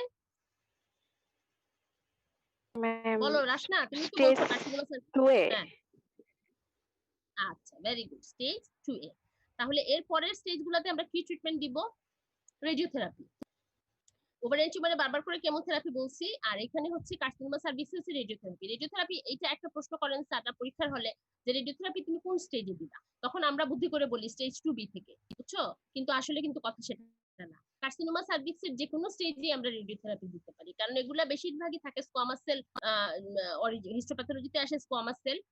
স্কোয়ামাস সেলের জন্য কেমোথেরাপিটা এত বেশি কি বলবো তোমার, এত বেশি হচ্ছে তোমার ভালো না, প্রগনোসিসটা ভালো না, বা দিলে ট্রিটমেন্ট এত কাজ করে না, ওইটার জন্য রেডিওথেরাপি। কিন্তু কারো যদি কার্সিনোমা সার্ভিক্সে এডিনোকার্সিনোমা আসে, যে ব্যারেল শেপ টিউমার যেগুলো ভেতরে থাকে, এন্ডোসার্ভিক্সে যেগুলো হয়, ওরকম যদি কার্সিনোমা থাকে, এডিনোকার্সিনোমা, হিস্টোপ্যাথোলজিটার ইম্পর্টেন্স আর কি বলতেছি আমি, যদি হিস্টোপ্যাথোলজিতে এডিনোকার্সিনোমা আসে তাহলে আমরা তাকে কি করব? আমরা তাকে কেমোথেরাপি দিব, ঠিক আছে? আর যদি হচ্ছে স্কোয়ামাস সেল অরিজিন আসে, সেটা হচ্ছে অপারেশনের পরে, অথবা আমরা আর কিভাবে নিতে পারি একটা কার্সিনোমা সার্ভিস ইনঅপারেবল স্টেজ, আমরা কিভাবে তার ট্রিটমেন্ট করতে পারি? Stage 3A। এখন আমি কিভাবে ট্রিটমেন্ট করব? আমরা ওখান থেকে বায়োপসি নিব, সার্ভাইকাল বায়োপসি নিব, নিয়ে ওটাকে হিস্টোপ্যাথোলজিতে পাঠাবো। তারপরে হচ্ছে তার যে টিস্যু টাইপ যেটা, সেটা আসবে, আসার পরে হচ্ছে আমরা তাকে রেডিওথেরাপি অথবা কেমোথেরাপি কোনো একটা দিব। বেশিরভাগ ক্ষেত্রে 90% ক্ষেত্রেই হচ্ছে রেডিওথেরাপি। এখন যদি কারো দুর্ভাগ্যবশত এডিনোকার্সিনোমা চলে আসে, তার জন্য কেমোথেরাপি, ঠিক আছে? তাহলে এখান থেকে একটা এই ধরনের প্রশ্ন আসতে পারে, টাইপস অফ হিস্টেক্টমি আসতে পারে, কোন স্টেজে কার্সিনোমা, মানে কি ইন্ডিকেশন, এই অপারেশনের ইন্ডিকেশন কি, তারপরে হচ্ছে তোমার কোন স্টেজ পর্যন্ত করা যায়, একটা কার্সিনোমা সার্ভিক্সের ট্রিটমেন্ট মডালিটিস কি কি আছে। তাহলে কি কি আছে? আমরা প্রথম কথাই হচ্ছে, একটা যদি স্টেজ 2A পর্যন্ত হয় আমরা সার্জিক্যাল ট্রিটমেন্ট করব, এই যে ভার্জিন সিস্টেক্টমি। যদি এর পরবর্তীতে আসে আমরা রেডিওথেরাপি অথবা chemotherapy, depends upon histopathology report, আমরা এটা ট্রিটমেন্ট করতে পারি। তখন চলে আসবে একটা কার্সিনোমা সার্ভিক্সের কি কি কমপ্লিকেশন হইতে পারে, অথবা আমরা যদি ট্রিটমেন্ট না করি কি কি কমপ্লিকেশন হইতে পারে, রিস্ক ফ্যাক্টর কি, এইসব জিনিসপত্র সাধারণত তখন প্রশ্নে চলে আসে। আর টাইপস অফ হিস্টেক্টমি তো বললাম, ঠিক আছে? এটা গেল মোটামুটি ইসের প্রশ্ন। আর আরেকটা মানে ইউটেরাস ওরিয়েন্টেড প্রশ্ন হচ্ছে এইগুলা। ইউটেরাস এর মধ্যে তোমার fibroid, ovarian tumour, radical hysterectomy যদি থাকে তাহলে হচ্ছে রেডিক্যাল হিস্টেক্টমি। তোমরা কিন্তু রেডিক্যাল হিস্টেক্টমির সাথে ওই যে টোটাল অ্যাবডোমিনাল ইন্ট্রাকোলিকোমেন্টেক্টমিটা গুলায় ফেলিও না। দেখো আমি ওইটা দেখাইছি, ওখানে যাদের বই আছে তারা ওই ছবিটা সামনে রাখো, সাথে এই ছবিটা দেখো। এখানে কিন্তু ওমেন্টামের পোর্শনটা আছে, এটা খেয়াল করো একটু।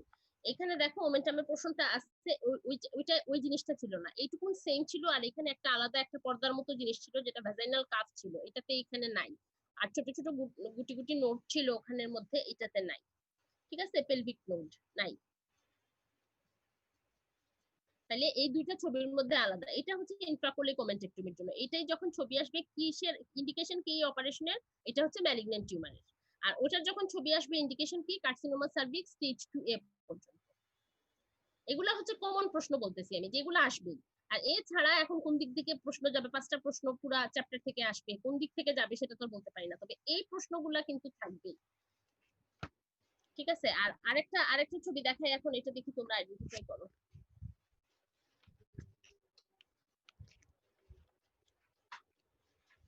অফ তো বাকি রয়ে গেল এখনো। এই ছবিটা কি রে?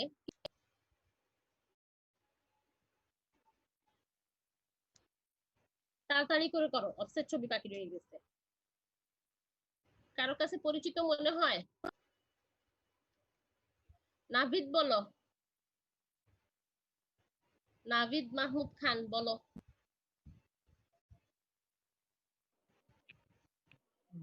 জানা নাই।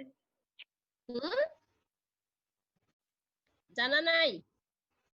আচ্ছা, নাভিদ মাহমুদ খানের যদি জানা না থাকে, বাকিদের যার জানা আছে সে বলো। কারোরই জানা নাই। এটা হচ্ছে হাইড্রোটিডিফর্ম মোল্ড। এই দেখো, ব্লিস্টার ব্লিস্টার গুটি গুটি গুটি গুটি অনেকগুলা দেখা যাচ্ছে না? পানির ইসের মতো, মানে পানি ওয়াটার কন্টেইনিং অনেকগুলো ভেসিকেল টাইপের জিনিস দেখা যাচ্ছে। ঠিক আছে, এই ছবিটা যদি আসে তাহলে ফটোগ্রাফ অফ হাইড্রোটিডিফর্ম মোল্ড। এটা কি ধরনের টিউমার? এর পরের প্রশ্নই আসবে, হোয়াট টাইপ অফ ডিজিজ। এটা কি ধরনের ডিজিজ?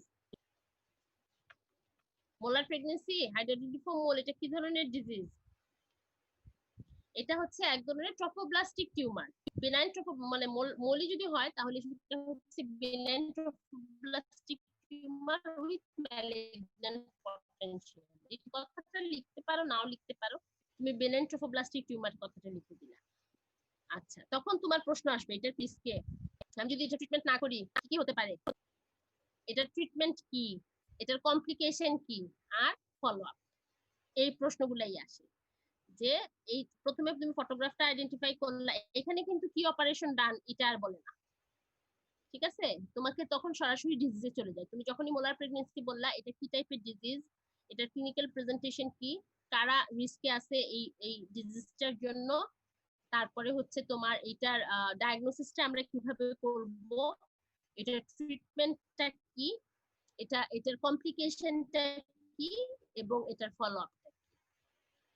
ঠিক আছে, এইটা বিশেষ করে ফলো আপটা কিন্তু একটু বেশি নাম্বারের থাকে। ফলো আপটা একটু ঝামেলা না, অনেক কিছু দেখতে হয়, অনেক কিছু লিখতে হয়। ফলো আপে দেখা যায় নাম্বার 2 বা 3 থাকে, আর বাকিগুলোতে 1, 1.5 এরকম করে নাম্বার থাকে।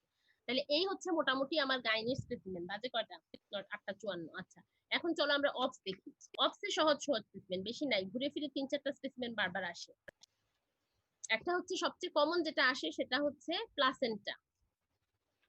এখন আইডেন্টিফাই দ্য ফটোগ্রাফ আমি তোমাকে দেখাই। প্লাসেন্টা আইডেন্টিফাই দ্য ফটোগ্রাফ বললে যদি আমরা খালি প্লাসেন্টা বলে ফেলি তাহলে কিন্তু হবে না। আমার এখানে 1.5 নাম্বার থাকে, আমাকে হাফ দিবে।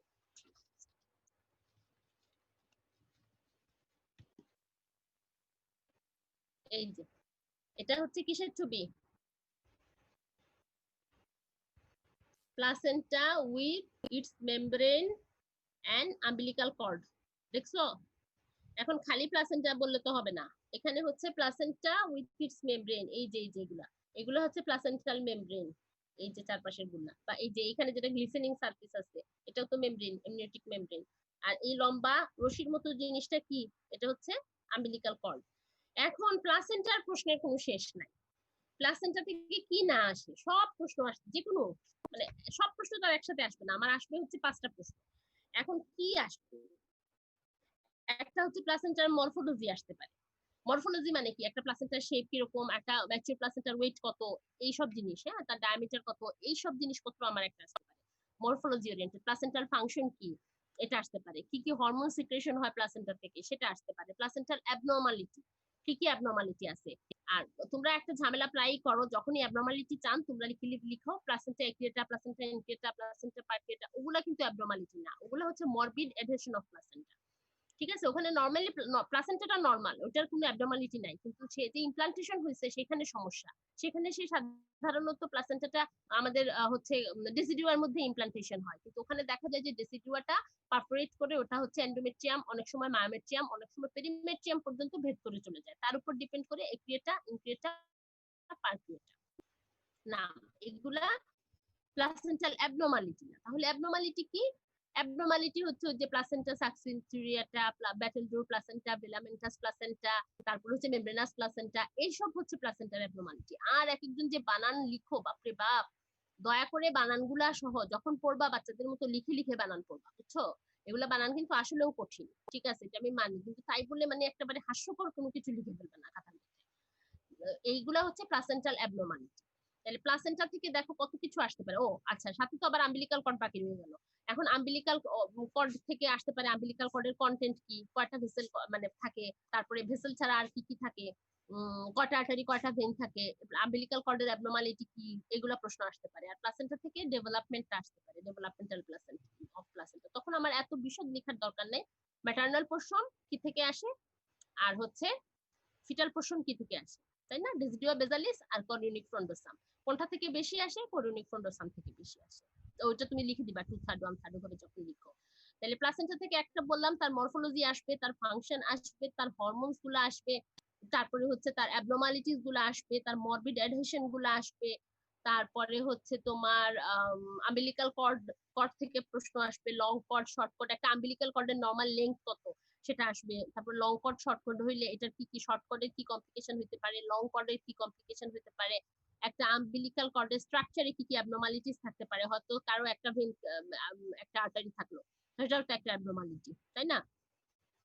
কারো বেশি থাকলো, এটা। তারপর কন্টেন্ট অফ আম্বিলিকাল কর্ড, এই জিনিসগুলো আসতে পারে এখান থেকে। আর বলছি কি placental abnormalities, sorry placental development, এই সব হচ্ছে প্লাসেন্টার প্রশ্ন। প্লাসেন্টার প্রশ্নটা খুব ঘন ঘন আসে, বুঝছো? দেখা যায় যে অন্য কোনো কিছু দিল, সাথে প্লাসেন্টার প্রশ্ন একটা দিয়ে দিলেন। প্লাসেন্টার প্রশ্নটা খুব, আমার কাছে মনে হয় এটা ইজি, একটু ইয়ে করে পড়লে এই অন্য আর যেগুলো স্পেসিমেন আসে ওগুলার চাইতে এটা ইজি। আচ্ছা, এছাড়া অবশ্যই আমাদের কিছু কনজেনিটাল অ্যানোমালি আসতে পারে। ম্যাম কোশ্চেন গুলো ধরতে প্রবলেম হচ্ছে, একটু কি রিপিট করা যাবে? জি ম্যাম, কোশ্চেন গুলো ধরতে প্রবলেম হচ্ছে, একটু কি রিপিট করা যাবে ম্যাম? অবশ্যই রিপিট করা যাবে। Thank you ma'am. প্লাসেন্টার কোশ্চেন গুলো, প্লাসেন্টা নাকি সবগুলা? না ম্যাম, শুধু প্লাসেন্টা। আচ্ছা, শুধু প্লাসেন্টা।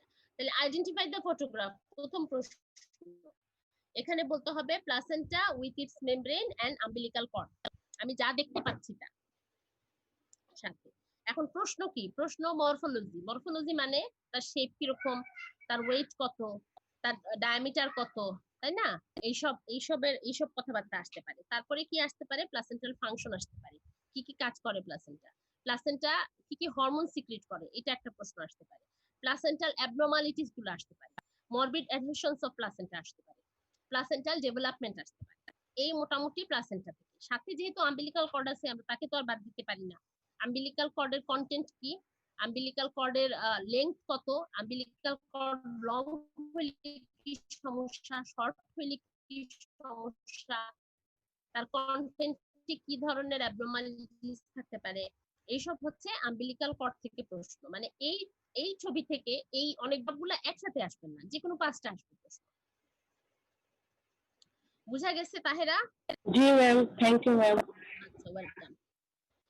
আমাকে থ্যাংক ইউ বলে লাভ নাই, পরীক্ষার খাতায় যদি পারো তাহলে আমার থ্যাংক ইউ। আচ্ছা, এটা হচ্ছে আর একটা ছবি,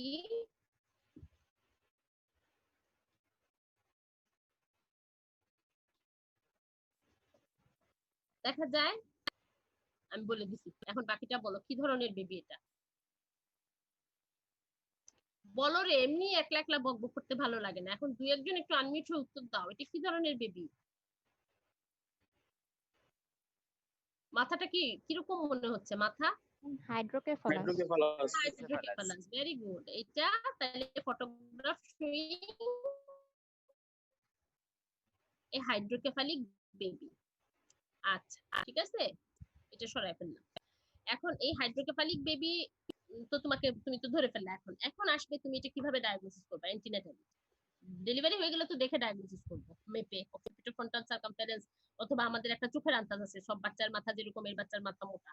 আচ্ছা, কিন্তু অ্যান্টিনাটালি আমরা কিভাবে ডায়াগনোসিস করতে পারি? আর্লি কত সপ্তাহে ডায়াগনোসিস করতে পারি? একটা তো আল্ট্রাসোনোগ্রাম করেই ডায়াগনোসিস করবো, তাই না? সেটা আমরা বললাম। তারপরে আসে যে এই যে কন্ডিশন আর কি কি কনজেনিটাল অ্যানোমালিজ আছে, তখন আমাদের ধরো সব তো আসে না, 5টা কনজেনিটাল অ্যানোমালির নাম বলো, আমরা মেজর গুলা বলবো। হাইড্রোকেফালাস তো আমরা দেখলাম এখানে আছে, আর নেম 5 আদার্স যদি আসে তাহলে হাইড্রোকেফালাস তো আর লিখবো না, এটা তো একটা আছে। আমরা এনকেফালি লিখবো, স্পাইনা বাইপিডা লিখবো, ক্লেফট লিপ লিখবো, ক্লেফট প্যালেট লিখবো, মানে কমন কমন যেগুলো, এমন অদ্ভুত কোনো কিছু আমাকে লিখতে হবে না, কমন 5টা চাইলে কমন যেগুলো আছে সেগুলো আমরা লিখবো। আচ্ছা, তাইলে এটা গেল একটা। আর কি আসতে পারে এখান থেকে প্রশ্ন? একটা হাইড্রোকেফালিক বেবি ডিউরিং কি বলবো, ডিউরিং প্রেগন্যান্সি তার কি কি কমপ্লিকেশন হতে পারে, তার তো আর না, তার মায়ের কি কি কমপ্লিকেশন হতে পারে, ডিউরিং ডেলিভারি তার মায়ের কি কি কমপ্লিকেশন হতে পারে। তাইলে এই সব হচ্ছে আমার হাইড্রোকেফালিক বেবি যদি ফটোগ্রাফ থাকে, তাহলে এটা হচ্ছে, এগুলা হচ্ছে তার প্রশ্ন। যে লেবারে কি কি হতে পারে, আমাদের এটা মেল প্রেজেন্টেশন হতে পারে, তারপর হচ্ছে যেহেতু মাথাটা মোটা, এঙ্গেজমেন্ট হচ্ছে না, প্রলং লেবার হতে পারে, অবস্ট্রাক্টেড লেবার হতে পারে, তাই না? আচ্ছা, এখন হচ্ছে এটা ট্রিটমেন্ট কি হাইড্রোকেফালিক বেবির, বা মুড অফ ডেলিভারি কি? এইখানে যে আমরা একটা কথা বলি, সবাই মিলে বলি এই কথাটা, আমি কয়েক বছর থেকে দেখছি, বারবার বলার পরেও বলো, তোমরা বলো কি হাইড্রোকেফালিক বেবিকে তোমরা নাকি ইয়ে করবা, কি করবা, ক্র্যানিওটমি করবা। এটাকে ক্র্যানিওটমি বলে না, এটাকে বলে কেফালোসেন্টেসিস। ঠিক আছে, কেফালোসেন্টেসিসটা কি? আমরা হচ্ছে যখন যদি এটা কেফালিক প্রেজেন্টেশনের বেবি হয় তখন, অথবা যদি ব্রিচও হয়, আমরা কি করি, যদি কেফালিক প্রেজেন্টেশন হয়, যখন ফুল ডাইলেটেড হয়ে যায়, তখন আমরা ফন্টানেলিটা দেখি। এখানে ওয়াইড গ্যাপ ফন্টানেলি থাকে না হাইড্রোকেফালাসে, ওই ফন্টানেলিটা আমরা পাংচার করে দিই একটা ওয়াইড বোন নিডল দিয়ে। পাংচার করে দিলে কি হয়, ভেতরের যে সেরেব্রোস্পাইনাল ফ্লুইড গুলো আছে, সিএসএফ গুলো আছে, ওগুলা কি হয়, ড্রেনেজ হয়ে যায়। ড্রেনেজ হয়ে গেলে কি হয়, মাথাটা ছোট হয়ে যায়, ডেলিভারি হয়ে যায়। এখানে আবার আরেকটা সমস্যা আছে, মাথা ছোট হয়ে ডেলিভারি হইলো, আটকে গেল শোল্ডার, ওই কন্ডিশনের নাম হচ্ছে কি, কাঁধ আটকে যাওয়া, মাথা বের হয়ে, ওটা এমনি বেবির ক্ষেত্রেও হতে পারে, শোল্ডার ডিস্ট্রেশিয়া। ঠিক আছে, একটা শোল্ডার ডিস্ট্রেশিয়া হয়ে গেল, তাহলে এটা হচ্ছে তার কমপ্লিকেশন ডিউরিং লেবার। কিন্তু হাইড্রোকেফালাসের বেবির মুড অফ ডেলিভারি হচ্ছে কেফালোসেন্টেসিস, নট ক্রেনিওটমি। ক্রেনিওটমি আমরা ডেড ফিটাসকে, নরমাল ফিটাস মারা গেছে সেটাকে আমরা ক্রেনিওটমি করব। আর এই হাইড্রোকেফালিক বেবির ক্ষেত্রে যেটা করব সেটার নাম হচ্ছে কেফালোসেন্টেসিস। ভালো করে শুনে রাখো, বইয়ের মধ্যে দেওয়া আছে। ঠিক আছে, হাইড্রোকেফালাসে হচ্ছে কেফালোসেন্টেসিস, নট ক্রেনিওটমি। আচ্ছা, তাহলে ক্রেনিওটমি আবার বলি আমি প্রশ্নগুলা তোমাকে। জি, আদনান বলো। ক্রেনিওটমির ইন্ডিকেশনের মধ্যে ছিল ম্যাডাম লিভিং বেবিতে করা তোমার হয় কথা যদি। কেটে কেটে বুঝি নাই, প্রশ্ন বুঝি নাই। ম্যাডাম ওই ক্রেনিওটমির ইন্ডিকেশনের মধ্যে ছিল যে লিভিং বডি বেবিতে ক্রেনিওটমি করা হয় হাইড্রোকেফালাসের ক্ষেত্রে, এটা কখন করা হয়? ক্রেনিওটমিতে আমরা হচ্ছে মানে কেফালিক কি বলে ওটার নাম, মানে স্কাল বোন গুলা আমরা পাংচার করে ক্রেনিও পারফোরেটর দিয়ে ওগুলা পারফোরেট করে ঢুকবো। আর এখানে তো স্কাল বোন নাই, এখানে হাইড্রোকেফালাসের ফন্টানেলিটা মেমব্রেন দিয়ে ঢাকা থাকে, ওই মেমব্রেনের মধ্যে পাংচার করে দিব, সেটা হচ্ছে কেফালোসেন্টেসিস। আর ক্রেনিওটমির প্রসিডিওরটা হচ্ছে বোনস ঠিক থাকবে, আমরা ওই বোনসকে পারফোরেট করব, করে ব্রেন ম্যাটার গুলা নিয়ে আসবো। আর হাইড্রোকেফালাসে ব্রেন ম্যাটার থাকবে না, অনেক অল্প থাকবে, বেশিরভাগ থাকবে সেরিব্রোস্পাইনাল ফ্লুইড। সেই সিএসএফ গুলা পানি যেহেতু আমরা একটা নিডল দিয়ে ওটা ড্রেন আউট করে নিয়ে আসবো। বুঝছো? ক্রেনিওটমি আর কেফালোসেন্টেসিসের প্রসিডিওর কিন্তু ভিন্ন। ক্রেনিওটমির জন্য আলাদা ইনস্ট্রুমেন্টস আছে, হ্যাঁ, ক্রেনিও পারফোরেটর, ক্রেনিও ক্লাস্ট, এগুলা আলাদা ইনস্ট্রুমেন্ট আছে, সেটা আমরা বোনসটা কেটে ভেতরে ঢুকবো। আর এখানে আমরা কি করব, এখানে হচ্ছে আমরা জাস্ট যে মেমব্রেনটা সেটাকে পাংচার করে দিব, পাংচার করে দিলে পানি চলে আসবে, এই জন্য এটা কেফালোসেন্টেসিস। প্যারাসেন্টেসিস বলি না আমরা, কি বলে ওটার নাম, যদি অ্যাসাইটিস হয় আমরা প্যারাসেন্টেসিস করি না, এটা হচ্ছে থোরাকোসেন্টেসিস করি যদি ইফিউশন হয়। তো সেটাই সেরকম কেফালোসেন্টেসিস, মানে মাথা থেকে করলাম কেফালিক, সেই কেফালিক থেকে কেফালোসেন্টেসিস। এটা হচ্ছে ক্রেনিওটমি না। ক্রেনিওটমির ইন্ডিকেশন হচ্ছে dead fit, obstructed labour with dead foetus, সেটা হচ্ছে ক্রেনিওটমির ইন্ডিকেশন। আর এখানে আমরা ডেলিভারি করাবো হচ্ছে কেফালোসেন্টেসিস করে। এখন যদি মনে করো এটা ব্রিচ হয়, মাথা বডি বের হয়ে আসছে, মাথায় এসে আটকে গেছে, কি করব, নেপ অফ দ্য নেকে আমরা পাংচার করব। আর যদি কেফালিক হয় তাহলে এন্টেরিয়র ফন্টানেলিতে আমরা পাংচার করব, বা যে পোস্টেরিয়র, যদি পজিশন ঠিক না থাকে পোস্টেরিয়র ফন্টানেলিতে আমরা পাংচার করব। ঠিক আছে, এই হচ্ছে হাইড্রোকেফালাস। আচ্ছা, আরেকটা আসে তাইলে অ্যানেনকেফালি। হাইড্রোকেফালাস যেহেতু আছে তাইলে সাথে একটা অ্যানেনকেফালিও আছে। অ্যানেনকেফালি কি জিনিস? হাইড্রোকেফালাসের হচ্ছে মাথা মোটা, আর অ্যানেনকেফালি এগুলা বুঝছো আমাদের ইয়ে আছে, মানে বাচ্চা আছে ফরমালিনের মধ্যে প্রিজার্ভ করা, যদি তোমরা পরীক্ষার আগে আসো আমি দেখাই দিব জারের মধ্যে আছে। এই যে দেখো, এগুলো তো ছবি। এটা কি? বাচ্চা, বেবির মাথা আছে, মাথার স্কাল্প আছে, দেখো ব্রাও পর্যন্ত, কিন্তু স্কাল্পের পোর্শনটা নাই, তাই না? তাহলে এটা হচ্ছে anencephalic baby, photograph showing an anencephalic baby. আচ্ছা, এখন সাথে সাথে আসবে এটা কি ধরনের? কনজেনিটাল অ্যানোমালি কি ধরনের? এটা একটা নিউরাল টিউব ডিফেক্ট। আর কয়েকটা নিউরাল টিউব ডিফেক্টের নাম বলো, অথবা আদার্স কনজেনিটাল অ্যানোমালির নাম বলো। ঠিক আছে, এনএনকেফালি হইলে কি ডিউরিং প্রেগন্যান্সি কি আচ্ছা, ডায়াগনোসিস অফ এনএনকেফালি আমরা এটা কিভাবে ডায়াগনোসিস করতে পারি? আর্লি কিভাবে আল্ট্রাসোনোগ্রাম করে করতে পারি, অথবা ম্যাটারনাল সিরাম আলফা ফেটোপ্রোটিন করেও করতে পারি, তাই না? আমরা সাধারণত আমাদের দেশে আমরা বেশিরভাগ, অন্তত সিলেটের ক্ষেত্রে আমি বলতে পারি, আমরা বেশিরভাগ ক্ষেত্রেই হচ্ছে আল্ট্রাসোনোগ্রামের মাধ্যমে। এটা 16 উইকসে বোঝা যায়, তখন ফিটাল স্কাল্প ফর্মেশন হয়ে যায়, যেগুলা হচ্ছে বেবি তাদের স্কাল্প ফর্মেশন হয় না। হ্যাঁ, আচ্ছা, এটা গেল। এখন হচ্ছে ডিউরিং প্রেগন্যান্সি তার কি কমপ্লিকেশন হতে পারে, ডিউরিং ডেলিভারি তার কি কমপ্লিকেশন হতে পারে, এইগুলা আমরা বইয়ে পড়ে নিব। এইগুলা হচ্ছে আরেকটা করার জন্য কি করব, আমরা পেশেন্টকে কোন সাপ্লিমেন্টেশনটা দিব প্রেগন্যান্সির সময়, যেটা মাস্ট। আমরা যাদের প্রি কনসেপশনাল কাউন্সেলিং করি তাকেও খাইতে বলি কমন একটা নাম কি, ওষুধটার নাম কি? Folic acid. Folic acid, very good. আমরা তাকে ফলিক অ্যাসিড খেতে বলি। তাহলে ফলিক অ্যাসিড যার প্রিভিয়াস এরকম এনএনকেফালিক বেবির হিস্ট্রি আছে তাকে আমরা একটু বেশি ডোজে দিব। আর নরমালি অ্যান্টিনাটাল চেকআপে আমরা 400 মাইক্রোগ্রাম করে দেই, ওকে আমরা 4 মিলিগ্রাম করে দিই। হ্যাঁ, এটা হচ্ছে আমাদের এনএনকেফালি। এগুলা দেখা যায় যে একবার হইলে বা 30 জনের মধ্যে থাকলে এগুলা হয়। এটা যদিও ফলিক অ্যাসিড ডেফিসিয়েন্সি, তারপরেও হচ্ছে দেখ 38 জন না, যে মায়ের একবার হবে তার বারবার চেঞ্জ হবে, জেনেটিক না, এটা ফলিক অ্যাসিড ডেফিসিয়েন্সি, মানে তার বডিতে ওই জিনিসটা নাই, এই জন্য হচ্ছে। তাহলে এটা হচ্ছে একটা ওপেন নিউরাল টিউব ডিফেক্ট। এটা আর কি কি হতে পারে? এনএনকেফালির সাথে স্পাইনা বাইফিডা আছে একটা ওপেন নিউরাল টিউব ডিফেক্ট, এই সাথে আর যেগুলা কনজেনিটাল ম্যালফরমেশন আছে ওগুলার নাম পড়বা, সাথে হচ্ছে এনএনকেফালি ডায়াগনোসিস করবা। আর এনএনকেফালি বেবি হচ্ছে আমরা যখনই ডায়াগনোসিস করব এনএনকেফালিক বেবি, তখনই হচ্ছে টার্মিনেশন অফ। এটা ট্রিটমেন্ট হচ্ছে যে উইকসে ডায়াগনোসিস হবে, কারণ এগুলা এনকেফালিক বেবি কিন্তু তার পেট খারাপ কি মানে বেবিগুলা বাঁচে না। এখন একটা পেশেন্টকে আমি জেনে শুনে এনকেফালি করে টার্ম প্রেগন্যান্সি পর্যন্ত নিয়ে গেলাম, তার ডেলিভারি হইলো, আর একটা আমি 16 উইকসে ডায়াগনোসিস করে ডেলিভারি করায় ফেললাম, মেডিকেল টার্মিনেশন অফ প্রেগন্যান্সি বলে এটাকে, করায় ফেললাম। তাহলে মায়ের ক্ষেত্রে কোনটা ভালো? মেডিকেল টার্মিনেশন অফ প্রেগন্যান্সি, তার প্রেগন্যান্সিটা কন্টিনিউ হইলো না, ওই টাইমের কষ্টটা সে পাইলো না, একটা ডেলিভারির কষ্ট সে পাইলো না, অথবা একটা সিজারিয়ান সেকশনের কষ্ট সে পাইলো না, তাই না? তাকে আমরা আর্লি করে ফেলবো। আর হাইড্রোকেফালাসটা অনেক সময় ডিপেন্ড করে পেশেন্টের মাথার সাইজে, মানে বেবিটার ইসের উপর, কি বলে ওটার নাম, বাইপ্যারাইটাল ডায়ামিটারের উপর। এটা সাধারণত 110 120 এরকম যদি হয় আমরা হচ্ছে বলি টার্মিনেট করে ফেলতে। কিন্তু অনেক সময় ধরো 95 এর 100 105 এরকম হলে আমরা কি করি, নিউরো সার্জারি, তারপরে হচ্ছে পেডিয়াট্রিক সার্জারি, এদের সাথে কনসাল্ট করি। এরা যদি বলে যে না ঠিক আছে আপনারা টার্ম পর্যন্ত নিয়ে বেবি ডেলিভারি করে দেন, এই টাইপের বেবি আমরা ম্যানেজ করে দিতে পারবো, যে ভেন্ট্রিকুলো পেরিটোনিয়াল শান্ট করে দিতে পারবো, তখন আমরা তাদের উপর তাদের সাথে তাদের কনসালটেশনের উপর নির্ভর করে আমাদের প্রেগন্যান্সিটা কতদিন কন্টিনিউ হবে পেশেন্টের, সেটা আমরা তখন ডিসিশন নিই। কিন্তু এনএনকেফালি আমি যখন ডায়াগনোসিস করব দেন এন্ড দেন টার্মিনেশন। এনএনকেফালিককে আমি কখনো টার্ম পর্যন্ত নিব না, আমার এই বেবির পেট ভালো না, এটা তো তার কোনো কি বলে নাম, ফোর ব্রেন তো থাকেই না, তার স্কাল্প থাকে না, ফোর ব্রেনের পোর্শন থাকে না, ব্রেন ম্যাটার থাকে না, এই বেবি তো বাঁচবে না, তার তো ভাইটাল সেন্টার গুলোই থাকে না, যখনই মায়ের পেট থেকে বাইর হবে যে রেসপিরেশনই নিতে পারবে না, সে তো মারা যাবে। তাইলে তাকে শুধু শুধু কেন আমি টার্ম পর্যন্ত নিয়ে যাবো? এই জন্য যখন ডায়াগনোসিস তখনই মেডিকেল টার্মিনেশন অফ প্রেগন্যান্সি। এই টার্মটাকে বলে টার্মিনেশন অফ প্রেগন্যান্সি না, মেডিকেল টার্মিনেশন, মানে তার ইন্ডিকেশন আছে টার্মিনেট করে ফেলা। এটা আমাকে পেশেন্টকে কাউন্সেলিং করে বুঝাই দিতে হবে।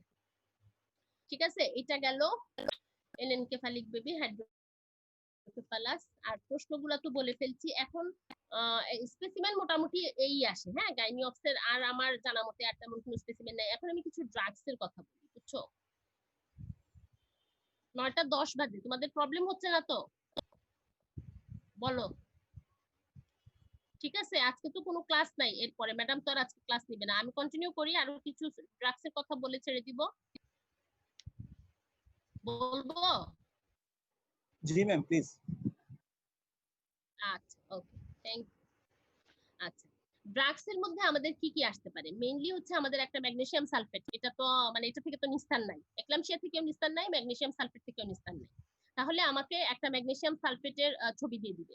ওইগুলা আবার তো আইডেন্টিফাই করা সহজ, এগুলা ছবির গায়ে লেখা থাকে ম্যাগনেসিয়াম সালফেট, তুমি লিখবা ফটোগ্রাফ শোয়িং এ অ্যাম্পুল কন্টেইনিং ম্যাগনেসিয়াম সালফেট। যদি কতখানি থাকে, একটা অ্যাম্পুলের মধ্যে 5 ml থাকে, 5 ml অফ ম্যাগনেসিয়াম সালফেট, না লিখলেও সমস্যা নেই। ঠিক আছে, এটা আমরা লিখে ফেললাম। এখন আসবে যে ম্যাগনেসিয়াম সালফেট আমরা কি কাজে ব্যবহার করি, কাদের ক্ষেত্রে ব্যবহার করি, সেটা তুমি বললা এক্লামশিয়ার ক্ষেত্রে করি। এখন আসবে তার সেই বিখ্যাত dose, loading dose, maintenance dose, তাই না? তারপরে হচ্ছে মনে করো ম্যাগনেসিয়াম, তারপর প্রিরিকুইজিট আগে আমাকে পেশেন্টের কিছু কন্ডিশন দেখে নিতে হবে। কি কি দেখে নিতে হবে? তার রেসপিরেটরি রেটটা 16 এর উপরে থাকবে, urine output 30 ml per hour এর বেশি থাকবে, আর হচ্ছে প্যাটেলার রিফ্লেক্সটা এটা থাকবে। তাহলে এই জিনিসগুলো আমরা দেখে দেখলাম যে না, এটা এগুলা যে কোনো একটা অথবা তিনটাই আমার ম্যাগনেসিয়াম সালফেট আমি দিতে পারি না, এই পেশেন্টকে পারবো না দিতে। তখন কন্ট্রা ইন্ডিকেটেড পেশেন্টের জন্য তখন আমি কি দিব? আর কি তাইলে সাথে সাথে প্রশ্ন আসবে, ম্যাম বোঝা যাচ্ছে না। বোঝা যাচ্ছে না। বাকিরা বুঝতে পারতেছো নাকি খালি তাহেরার সমস্যা হচ্ছে? ম্যাম রাশনা বুঝতে পারতেছো? কেটে কেটে আসতেছিল। সবারই? জি ম্যাম, কথা জি ম্যাম, বোঝা যাচ্ছে। সবারই কেটে কেটে আসতেছে। সবারই কেটে কেটে আসছে। কি করব? এতক্ষণ শোনা গেছে? এতক্ষণ যেগুলা বললাম ম্যাম হ্যাঁ, ম্যাম এখন ঠিক ম্যাম আছে ম্যাম, এখন ম্যাগনেসিয়াম বলেন। সালফেট থেকেই শুনতে পাইনি আর কি। ম্যাগনেসিয়াম সালফেট থেকে শুনতে পাও না? আচ্ছা, ম্যাগনেসিয়াম সালফেট এখন কাটাকাটি হইলে আমি আর কি করব বলো? আমি তো আমার মতো করেই বলতেছি। আচ্ছা, আবার এখন শোনা যাচ্ছে না। তাহলে তো ভেরি গুড। আবার বলি, ম্যাগনেসিয়াম সালফেটের তাহলে ফটোগ্রাফ তুমি লিখলা, তারপরে হচ্ছে এটা ইন্ডিকেশন লিখলা, এটার প্রিরিকুইজিট কি কি থাকে একটা প্রশ্ন আসে, আদার্স কি কি অ্যান্টিকনভালসেন্ট আসে সেটার প্রশ্ন আসে, ম্যাগনেসিয়াম সালফেটের কি বলে ওটার নাম, ডোজ তো খুবই ইম্পর্টেন্ট, ডোজটা আসছে আমাকে তখন লোডিং ডোজ মেইনটেনেন্স ডোজ ভাগ করে দিতে হবে। প্রশ্নটা খেয়াল রাখতে হবে আমাকে যে লোডিং ডোজ আসছে, মেইনটেনেন্স ডোজ আসছে, না ডোজ অফ ম্যাগনেসিয়াম সালফেট আসছে। যদি ডোজ অফ আসে তাহলে আমাকে দুটোটাই লিখতে হবে, যদি লোডিং ডোজ আসে আমাকে 10 গ্রামের যেটা সেটা লিখতে হবে। এই কথাটা তোমাকে তোমাদের আমি মনে হয় তোমাদের না আগের ব্যাচেও বলি বা প্রত্যেক ব্যাচেই আমি বলি যে ম্যাগনেসিয়াম সালফেটটাই হচ্ছে গ্রামে, ওষুধের ইউনিট হচ্ছে গ্রাম। এটা আমরা খালি গুলায় ফেলি, এটা আমরা মিলিগ্রাম মাইক্রোগ্রাম অনেক কিছু বলে ফেলি, কিন্তু এটা মাইক্রোগ্রাম না, এটা হচ্ছে গ্রাম। ম্যাগনেসিয়াম সালফেটের আমাদের যে কয়েকটা ওষুধ ইম্পর্টেন্ট, এর মধ্যে একটা হচ্ছে ম্যাগনেসিয়াম সালফেট, এটার ইউনিট হচ্ছে গ্রাম। আর একটা হচ্ছে অক্সিটোসিন, অক্সিটোসিনের হচ্ছে ইউনিট, অক্সিটোসিনের স্ট্রেংথটা হচ্ছে ইউনিটে থাকে, ইউনিটে আমরা প্রকাশ করি। একটা অ্যাম্পুলের মধ্যে 1 ml থাকে, এটাতে 5 ইউনিট থাকে, এটাকে আমরা বলি ইউনিট। আর আরেকটা আমাদের জন্য ইম্পর্টেন্ট হচ্ছে মিজোপ্রোস্টল, মিজোপ্রোস্টলটা থাকে মাইক্রোগ্রাম। তাহলে এই তিনটা জিনিস একটু মাথার মধ্যে ঢুকায় নাও অথবা খাতার মধ্যে লিখে নাও। যদি মিজোপ্রোস্টল আসে এটার ইউনিট হচ্ছে মাইক্রোগ্রাম, অক্সিটোসিন ইউনিট বল মানে স্ট্রেংথ আর কি, মাইক্রোগ্রাম। যদি অক্সিটোসিন আসে এটার স্ট্রেংথ হচ্ছে ইউনিট, আর যদি ম্যাগনেসিয়াম সালফেট আসে এটার স্ট্রেংথ হচ্ছে গ্রাম। এটা আমার সব সময় আমাদের কাজে লাগবে, এটা আমাদের ডিউরিং ভাইভাতে কাজে লাগবে, ডিউরিং রিটেনে কাজে লাগবে, ডিউরিং খুব সুন্দর করে ম্যাগনেসিয়াম সালফেটের ডোজ লিখছি খাতায়, কিন্তু গ্রামের জায়গায় মিলিগ্রাম লিখে দিচ্ছি, এটা শূন্য। কই মিলিগ্রাম আর কই গ্রাম, 100 ডিফারেন্স। আচ্ছা, এখন তারপর হচ্ছে ম্যাগনেসিয়াম সালফেটের অ্যান্টিডট কি, এটা আসতে পারে ম্যাগনেসিয়াম সালফেটের লোডিং ডোজ আর হচ্ছে তোমার টক্সিক ডোজ, মানে ম্যাগনেসিয়াম সালফেটের থেরাপিউটিক ডোজ আর টক্সিক ডোজ খুব কাছাকাছি, একটু বেশ কম একটু বেশি হইলেই হচ্ছে টক্সিসিটি হিসেবে আমরা কি দিব, এগুলা হচ্ছে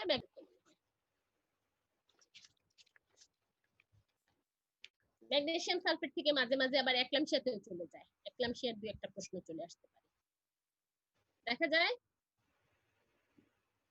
এটা সহজ, এটা দেখলেই বুঝবা, এই যে গায়ের মধ্যে এত কিছু লেখা আছে, এখানে লেখা আছে ম্যাগনেসিয়াম সালফেট, এটা দেখে বুঝে নিবা। এটা এত বেশি দেখানোর কিছু নেই, একটা ব্রাউন কালারের অ্যাম্পুল থাকে আর গায়ের মধ্যে অনেক থাকে, এখান থেকে হচ্ছে ওই তোমার ডোজ যা যা বললাম এগুলা হচ্ছে আসে। আর মাঝে মাঝে দুই একটা একলামশিয়ার প্রশ্ন আসতে পারে, complications of eclampsia, general management of eclampsia, 5টা জেনারেল ম্যানেজমেন্টের মানে ম্যানেজমেন্ট অফ একলামশিয়া হচ্ছে 5টা। প্রথমটা হচ্ছে জেনারেল ম্যানেজমেন্ট, যে পেশেন্টকে বেড রেস্টে রাখবো, লেফট ল্যাটারালি রাখবো, সাকশন দিব, টাং বাইট প্রিভেন্ট করব, এগুলা। তারপরে হচ্ছে কি কন্ট্রোল অফ কনভালশন, এই যে আমরা অ্যান্টি কনভালসেন্ট দিব, কন্ট্রোল অফ হাইপারটেনশন, তারপরে হচ্ছে অবস্টেট্রিক্যাল ম্যানেজমেন্ট। অবস্টেট্রিক্যাল ম্যানেজমেন্ট কি, একলামশিয়া হয়ে গেলেই টার্মিনেশন অফ প্রেগন্যান্সি, যেটা অবস্টেট্রিক্যাল ম্যানেজমেন্ট। আরেকটা হচ্ছে ট্রিটমেন্ট অফ কমপ্লিকেশন। এই 5টা হচ্ছে কথা তোতা পাখির মতো মাথায় থাকতে হবে, এই কথাগুলাও হচ্ছে ভাইবার জন্য এই কথাগুলা হচ্ছে রিটেনের জন্য, এই কথাগুলা হচ্ছে অস্পির জন্য ইম্পর্টেন্ট কথা 5টা।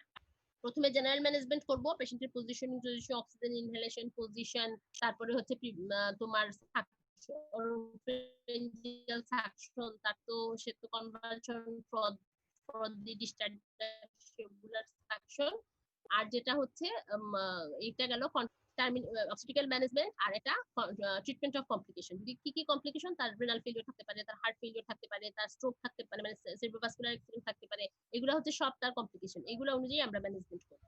ব্রড হেডিং হচ্ছে 5টা। আচ্ছা, এখন গেল ম্যাগনেসিয়াম সালফেট। এছাড়া আমাদের অক্সিটোসিক ড্রাগ কিছু আসতে পারে। অক্সিটোসিক ড্রাগের মধ্যে কি কি আসতে পারে? মিজোপ্রোস্টল আসতে পারে, অক্সিটোসিন আসতে পারে। মিজোপ্রোস্টলের গায়ে ছবির মধ্যে সুন্দর করে ছবি দেওয়া আছে, মানে লিখাই আছে সাইটোমিস। আমরা তো জানি মিজোপ্রোস্টলের নাম সাইটোমিস। মিজোপ্রোস্টল বললেই বরং আমরা এখন চিনি না, সাইটোমিস। এই যে দেখছো এটার গায়ের মধ্যে লেখা আছে সাইটোমিস বড় করে, আর নিচে ছোট করে মিজোপ্রোস্টল। একটা প্যাকেট, একটা স্ট্রিপ, এই স্ট্রিপের মধ্যে ওষুধগুলো থাকে। এটার ইউনিট হচ্ছে মাইক্রোগ্রাম।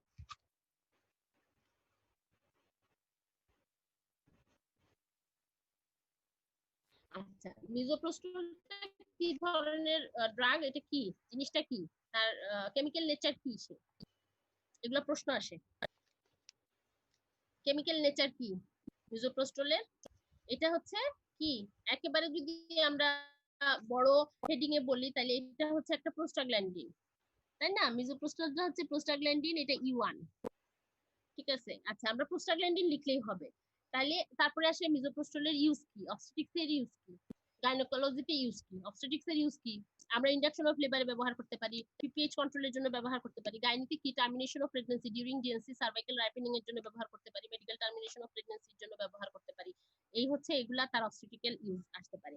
তারপরে এটার কমপ্লিকেশন কি কি আসতে পারে, কন্ট্রাইন্ডিকেশন, কখন দিব না, এটা বেশি ডোজ ওভারডোজ হয়ে গেলে কি কি কমপ্লিকেশন হয় তার, এইসব হচ্ছে মিজোপ্রোস্টলের। মানে যে কোনো একটা ড্রাগে এগুলাই তো প্রশ্ন। একটা ড্রাগের ইন্ডিকেশন কি, কন্ট্রাইন্ডিকেশন কি, কমপ্লিকেশন বা সাইড ইফেক্ট যেটা বলি না কেন সেটা কি, আর মিজোপ্রোস্টলের ক্ষেত্রে বিশেষ করে কেমিক্যাল নেচার অফ মিজোপ্রোস্টল, এটা হচ্ছে আমাদের একটা জানার বিষয়।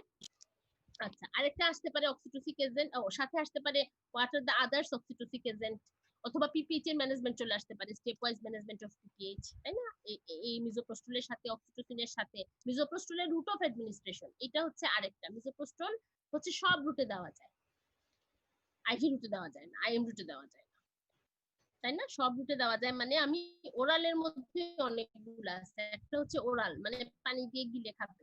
একটা হচ্ছে বাক্কাল, মানে গালের নিচে রেখে দিবে। একটা হচ্ছে সাবলিঙ্গুয়াল, জিপার নিচে রেখে দিবে। আর একটা পারভেজাইনাল, আর একটা পারভেক্টাল। আচ্ছা, আমাদের একটা প্রশ্ন করা হয় সব সময়, এটা হচ্ছে বেড সাইডে প্রশ্ন করা হয়, যখন পিপিএইচ ম্যানেজমেন্ট করবা মিজোপ্রোস্টল কেন আমরা পারভেক্টাল রুটে দিব, কেন আমরা পারভেজাইনাল রুটে দিব না? এটা উত্তর বলো তো আমাকে একজন, তাহেরা বলো।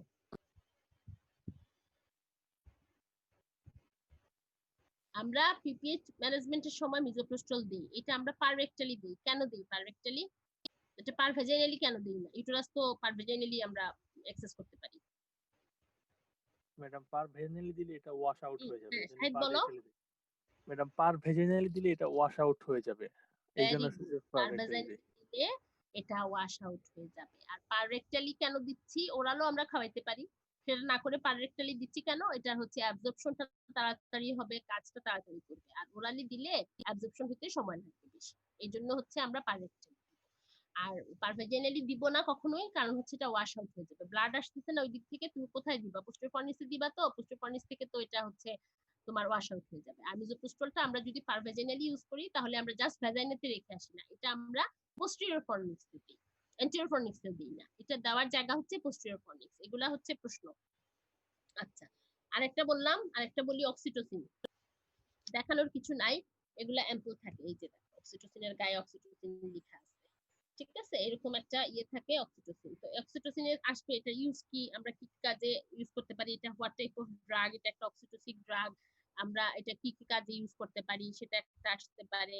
তারপরে রুটস অফ অ্যাডমিনিস্ট্রেশন, অক্সিটোসিন আমরা আইভি আর আইএম এই দুইটা রুটেই দিতে পারি, অন্য কোনো রুটে দিতে পারি না। এটা কমপ্লিকেশন কি, আর আদার অক্সিটোসিক ড্রাগ কি, এরকম করে আর্গোমেট্রিনও চলে আসতে পারে। আর্গোমেট্রিনের অ্যাম্পুলটা নাই থাকলে আর কি, ওই আর্গোমেট্রিনের মধ্যে আর্গোমেট্রিন বা মিথাস্প্রান লেখা থাকবে, সেটার ইন্ডিকেশন কি, কন্ট্রাইন্ডিকেশন কি, দিলে কি কি সাইড ইফেক্ট হতে পারে, এইসব জিনিস হচ্ছে আমার আর কেমিক্যাল নেচার কি, এটা একটা আর্গো ডেরিভেটিভস ড্রাগ, কেমিক্যাল নেচারটা পড়বা, যে কোনো ড্রাগের কেমিক্যাল নেচার। আচ্ছা, এগুলা হচ্ছে মোটামুটি আমাদের এই তিনটা ড্রাগে ঘুরে ফিরে কোনো না কোনো প্রত্যেকবার একটা ড্রাগ আসে, এইগুলা থেকেই ঘুরে ফিরে আসে। ওই অক্সিটোসিক এজেন্ট গুলা যে তিনটা সেটা থেকে আসে, আর বাইরে থেকে আসলে হচ্ছে ম্যাগনেসিয়াম সালফেট আসে। আর আসে কন্ট্রাসেপশনের কিছু জিনিস, ওটা আমরা ইনস্ট্রুমেন্ট যেদিন পড়বো একদিনে বেশি হয়ে যাবে, ইনস্ট্রুমেন্ট পড়বো আগামী দিন, ইনস্ট্রুমেন্টের সাথে আমরা আর কিছু আরো আসে কি, আর কিছু সিনারিও আসে অস্পিতে। মনে করো কি একটা পিসে এরকম করে একটা মানে কি ধরনের সিনারিও আসে, আসে হচ্ছে অবস্ট্রাকটেড লেবারের সিনারিও আসে, ছবি না, কিছু কথা লিখে দিল, ওগুলা পড়ে তোমাকে অবস্ট্রাকটেড লেবার ডায়াগনোসিস করতে হবে। এবং অবস্ট্রাকটেড লেবার যখন ডায়াগনোসিস করবা তোমরা কিন্তু সবসময় খেয়াল রাখবা যেখানে ফিটাসের কথা কি বলছে, ফিটাসের হার্ট রেটটা দিয়ে দিছে, অথবা ফিটাল হার্ট রেট অ্যাবসেন্ট বলছে। ডেড ফিটাস হয়, মানে যদি বলে দেয় foetus foetal heart rate absent, তখন তোমাকে ট্রিটমেন্টে লিখতে হবে ক্রেনিওটমি। আর যদি দেখো যে ফিটাল হার্ট রেট 180 অথবা 100 অথবা 90, মানে ফিটাস আছে এখনো, তাহলে আমাকে কি করতে হবে, ইমিডিয়েট ইমার্জেন্সি সিজারিয়ান সেকশন করতে হবে। তাহলে আমাকে সব সময় যখন একটা সিনারিও আমি পড়বো, আমি এটা একটা পড়ি, একটা পেশেন্টের একটা সিনারিও আমি তোমার জন্য নিয়ে আসছি। A primary gravida at term pregnancy comes with labor pain for 20 hours. কতদিন আমরা পড়ছি না লেবারের বিভিন্ন স্টেজ, সবগুলা মিলে তো 20 আওয়ার্স হয় না। ফার্স্ট স্টেজ হচ্ছে প্রাইমারি ক্ষেত্রে 12 ঘন্টা, আর সেকেন্ড স্টেজ হচ্ছে 2 ঘন্টা, তাহলে কি 12 আর 2 14 ঘন্টা। সেই জায়গায় আমার ব্যথা নিয়ে আসছে সে কত, 20 আওয়ার্স এর পেইন নিয়ে আসছে। এডিকুয়েট ইউটেরাইন কন্ট্রাকশন, মানে অবস্ট্রাকটেড লেবারের ডেফিনিশনে আছে না, এটা এডিকুয়েট ইউটেরাইন কন্ট্রাকশন থাকবে, কিন্তু তারপরেও হচ্ছে ফিটাসটা ডেলিভারি হবে না। তাহলে adequate uterine contraction, oedematous vulva, dry hot vagina, caput 3+ and fetal heart sound 100 beats per minute. তাইলে এই জিনিস দেখে তুমি হোয়াট ইজ ইওর ডায়াগনোসিস, এখানে ডায়াগনোসিস খালি অবস্ট্রাকটেড লেবার লিখলে হবে শাহেদ, খালি ম্যাডাম অবস্ট্রাকটেড, হ্যাঁ বলো, শুনতে পাইছো? না ম্যাডাম, এটা একটু আরেকবার একটু বলবেন প্লিজ। আরেকবার বলবো, আচ্ছা তুমি উত্তর দিবা, আমি পড়লে তুমি তোমার ডায়াগনোসিসটা বলবা। আর শায়দ না খালি, বাকি যারা বলতে পারো সবাই বলবা আনমিউট হয়ে। A primary gravida at term pregnancy comes with labor pain for 20 hours. একটা পজিটিভ পয়েন্ট আমি পেলাম টার্ম প্রেগন্যান্সি, একটা পজিটিভ পয়েন্ট পেলাম labour pain for 20 hours, adequate uterine contraction, edematous vulva, dry hot vagina, caput 3+, and fetal heart sound 100 beats per minute. Now, what is your diagnosis? Obstructed labour তো আমি বলে দিছি, এটা টার্মে আসছে 20 ঘন্টা থেকে তার labour pain, uterine contraction, adequate আছে, oedematous vulva, dry hot vagina, caput সবই আছে, কিন্তু খালি অবস্ট্রাকটেড লেবার বলবো না, সাথে আরো কিছু বলবো। Madam with fetal distress. হ্যাঁ, সাথে ফিটাল ডিস্ট্রেস বলবো, ফিটাল ব্র্যাডিকার্ডিয়া আছে না 100 বিটস পার মিনিট। এখানে যদি বলতো ফিটাল হার্ট সাউন্ড অ্যাবসেন্ট, তাহলে with dead fetus, obstructed labour with dead fetus. এই কথাটা বলার উদ্দেশ্য হচ্ছে এই ডায়াগনোসিসের উপর কিন্তু আমার ম্যানেজমেন্ট নির্ভর করবে। যার ডেড ফিটাস থাকবে তাকে তো আমরা সিজারিয়ান সেকশন করব না, তাকে যদি আদার্স কোনো অবস্টেট্রিক্যাল কমপ্লিকেশন না থাকে তাহলে তাকে আমরা কি করব, তাকে আমরা ক্রানিওটমি করব। আর যার হচ্ছে ফিটাল ডিস্ট্রেস তাকে এমার্জেন্সি সিজারিয়ান সেকশন করব, ঠিক আছে? আচ্ছা, পার্টিসিপেন্ট আছে দেখছি 64 জন ছিল, 61 জন হয়ে গেল, 3 জন জানি চলে গেল। আচ্ছা, তাইলে এই হচ্ছে আমার কথাবার্তা।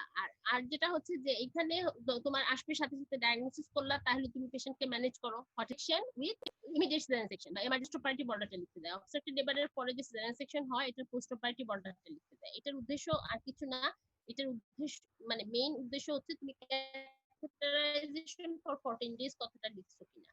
তুমি সব লিখলা, ইনফিউশন লিখলা, অক্সিটোসিক ড্রাগ লিখলা, অ্যান্টিবায়োটিক লিখলা, অ্যান্টিঅ্যাসিড পেনকিলার সব লিখলা, কিন্তু তুমি ক্যাথেটারাইজেশন ফর 14 ডেজ লিখলা না, তাহলে কিন্তু হলো না। মেইন নাম্বারটা হচ্ছে ক্যাথেটারাইজেশন ফর 14 ডেজ।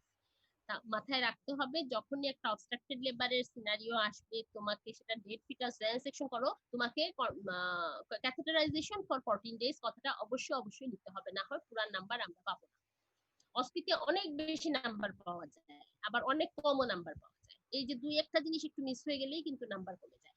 এই জন্য আমি বলি যে যখনই একটা অস্পিট প্রশ্নটা একটু ভালো করে পড়তে হবে, ডায়াগনোসিসের ঝামেলা করে ফেললে কিন্তু হবে না, পার্ট ডায়াগনোসিস থাকে। একটা পেশেন্ট আসছে এরকম একটা সিনারিও যে patient delivered a baby 4 hours back at home. Now she comes with excessive pervaginal bleeding, her blood pressure 110/90. What is your diagnosis? তাহলে আমরা তো বুঝতে পারতেছি এটা পিপিএইচ না, এক্সেসিভ পারভাজিনাল ব্লিডিং, ডেলিভারির পরে এক্সেসিভ পারভাজিনাল ব্লিডিং হচ্ছে, এটা তো পোস্টপার্টাম হেমোরেজ। কিন্তু এখানে কিন্তু আরো অনেক কথা বলার আছে, আরো দুইটা কথা বলার আছে। কি দুইটা কথা? তাকে বলছে আমাদেরকে একটা ক্লু দিল 4 ঘন্টা আগে হোম ডেলিভারি হচ্ছে, তার মানে কি এটা প্রাইমারি পিপিএইচ 24 ঘন্টার মধ্যে হচ্ছে। আচ্ছা, সাথে পেশেন্ট যে মানে কি পেশেন্ট শকে আছে, তাহলে আমার ডায়াগনোসিসটা হবে প্রাইমারি পিপিএইচ উইথ শক, তাই না? এই কথাটা আমি সব সময় মানে এই কথাগুলাই আমাদের একটু খেয়াল রাখতে হবে। আমি তো এটা পড়েই বুঝে ফেলছি যে পিপিএইচ লিখে ফেললাম পোস্টপার্টাম হেমোরেজ, কিন্তু না, আমি তখন পুরো নাম্বার পাবো না। এরকম যখন পার্ট থাকে তখন কিন্তু ডায়াগনোসিসের প্রশ্নটাতে নাম্বার বেশি থাকে, দেখা যাবে 2 থাকবে, তখন আমাকে 1 দিবেন টিচাররা, অথবা 1.5 থাকবে, আমাকে হাফ দিবেন টিচাররা। তাইলে আমাকে লিখতে হবে প্রাইমারি পোস্টপার্টাম হেমোরেজ উইথ শক, ঠিক আছে? তারপরে তো আসবে পিপিএইচ এর কজ বলো, কি কি অক্সিটোসিক ড্রাগ আছে সেটা বলো, একটা পিপিএইচ কিভাবে ম্যানেজমেন্ট করবা বলো, সার্জিক্যাল ম্যানেজমেন্ট অফ পিপিএইচ বলো, যদি হচ্ছে এরকমের পিপিএইচ এর প্রশ্ন আসে। তারপরে আর কি কি থেকে সিনারিও আসতে পারে, প্রিলেবার রাপচার অফ মেমব্রেন থেকে সিনারিও আসতে পারে।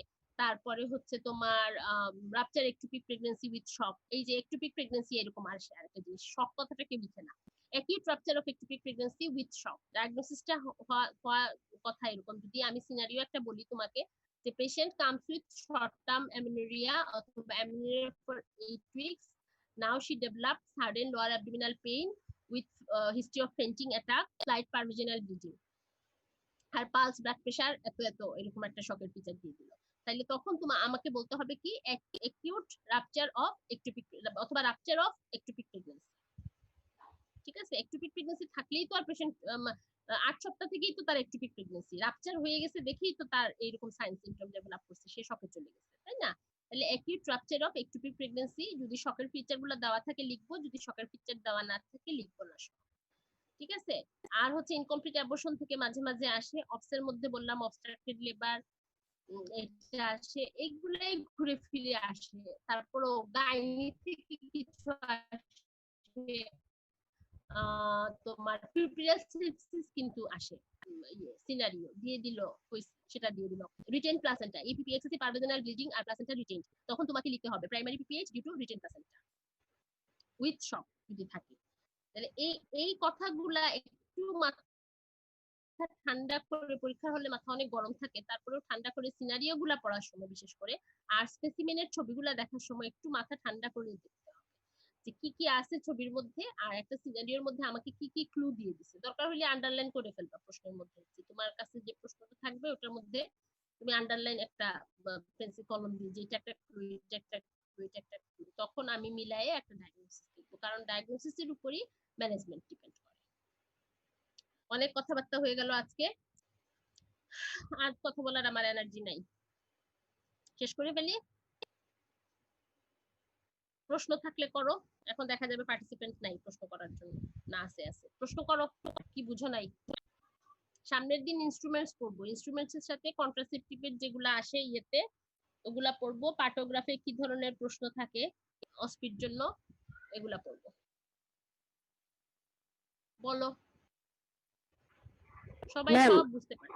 জি ম্যাম, প্রিভিয়াস ইয়ারের কোশ্চেনগুলো কি আমাদেরকে দেখানো যাবে ম্যাম? প্রিভিয়াস ইয়ারের কোশ্চেন তো বলেই দিলাম, এগুলাই তো আসে প্রিভিয়াস, এই 4-5 বছর থেকে একই তো আসতেছে, এগুলাই তো কোশ্চেন। আর দেখে কি করবা, শুনে হয় নাই, লিখে ফেলতে হবে। হ্যাঁ এটাই তো বলছি, এগুলাই তো বলতেছি আমি। ঠিক আছে ম্যাম, আমি প্রশ্ন কোথায় পাইলাম? আমি তো তোমার প্রিভিয়াস ইয়ারের প্রশ্ন দেখেই প্রশ্ন করতেছি, বলতেছি। উত্তরগুলা সব বলি নাই, কারণ এত টপিকস তো আর একসাথে বলা সম্ভব না। উত্তর তুমি যে চ্যাপ্টার যখন পড়বা তখন ওখান থেকে মনে করবা যে এটা হচ্ছে পিপিএইচ এর অস্তিত্বে এই প্রশ্নগুলো আসতে পারে এইভাবে করে। আর কারো কোনো বুঝার অসুবিধা আছে কিনা বলো? আজকে হাসপাতালে ডিউটি ছিল রে, অনেক টায়ার্ড বলে ফেলো। তোমরা নাই, ভালো লাগে না আমাদের।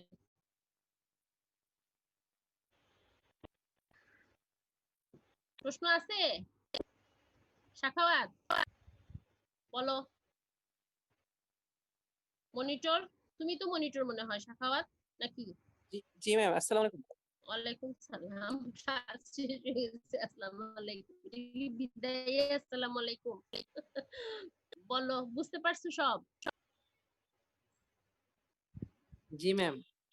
আচ্ছা, পার্সেন্টেজ নেওয়া হয়েছে? জি ম্যাম, পার্সেন্টেজ অনেক আগেই নিয়েছে। আগে নিছো? লাস্ট পর্যন্ত কিন্তু 61 ছিল, 64 প্রথমে আমি দেখছি। 64 তো আর না, আমি তার দিয়ে আমার তো পার্সেন্টেজ নাই, 63 ছিল। আর এখন কিন্তু 61। আমি যখন এখন হয়তো অনেকে চলে গেছে, কিন্তু আমি লাস্টে দেখি 61। ওতে বুঝে শুনে মানে 60 বুঝে শুনে পার্সেন্টেজ দিও আবার। ঠিক আচ্ছা আছে, আচ্ছা তাইলে ম্যাম। আজকের মতো শেষ। আচ্ছা, ইনশাল্লাহ আগামী দিন ক্লাস হবে। আমি টাইম বলে দিব, তোমরা ওই হোয়াটসঅ্যাপ গ্রুপটা খেয়াল করবা, টাইমটা বলে দিব। ওই দিনও আবার আমার হসপিটাল ডিউটি আছে, দেরি হয়ে গেলে ক্লাসটা একটু পরে নিব, বলে দিব। হ্যাঁ, আচ্ছা ম্যাম। টাইমটা দেখে নিও। আর আমরা পড়বো হচ্ছে ইনস্ট্রুমেন্টস পড়বো, আর কন্ট্রাসেপটিভের যে টপিকস গুলা হচ্ছে ইয়েতে আসে, কি বলে অস্পিতে আসে, সেগুলা ওই যে ও যে বললো প্রিভিয়াস ইয়ারের প্রশ্ন, এগুলা প্রিভিয়াস ইয়ারেরই প্রশ্ন, এগুলাই আসে ঘুরে ফিরে। ঠিক আছে, আল্লাহ হাফিজ, ভালো থাকো সবাই।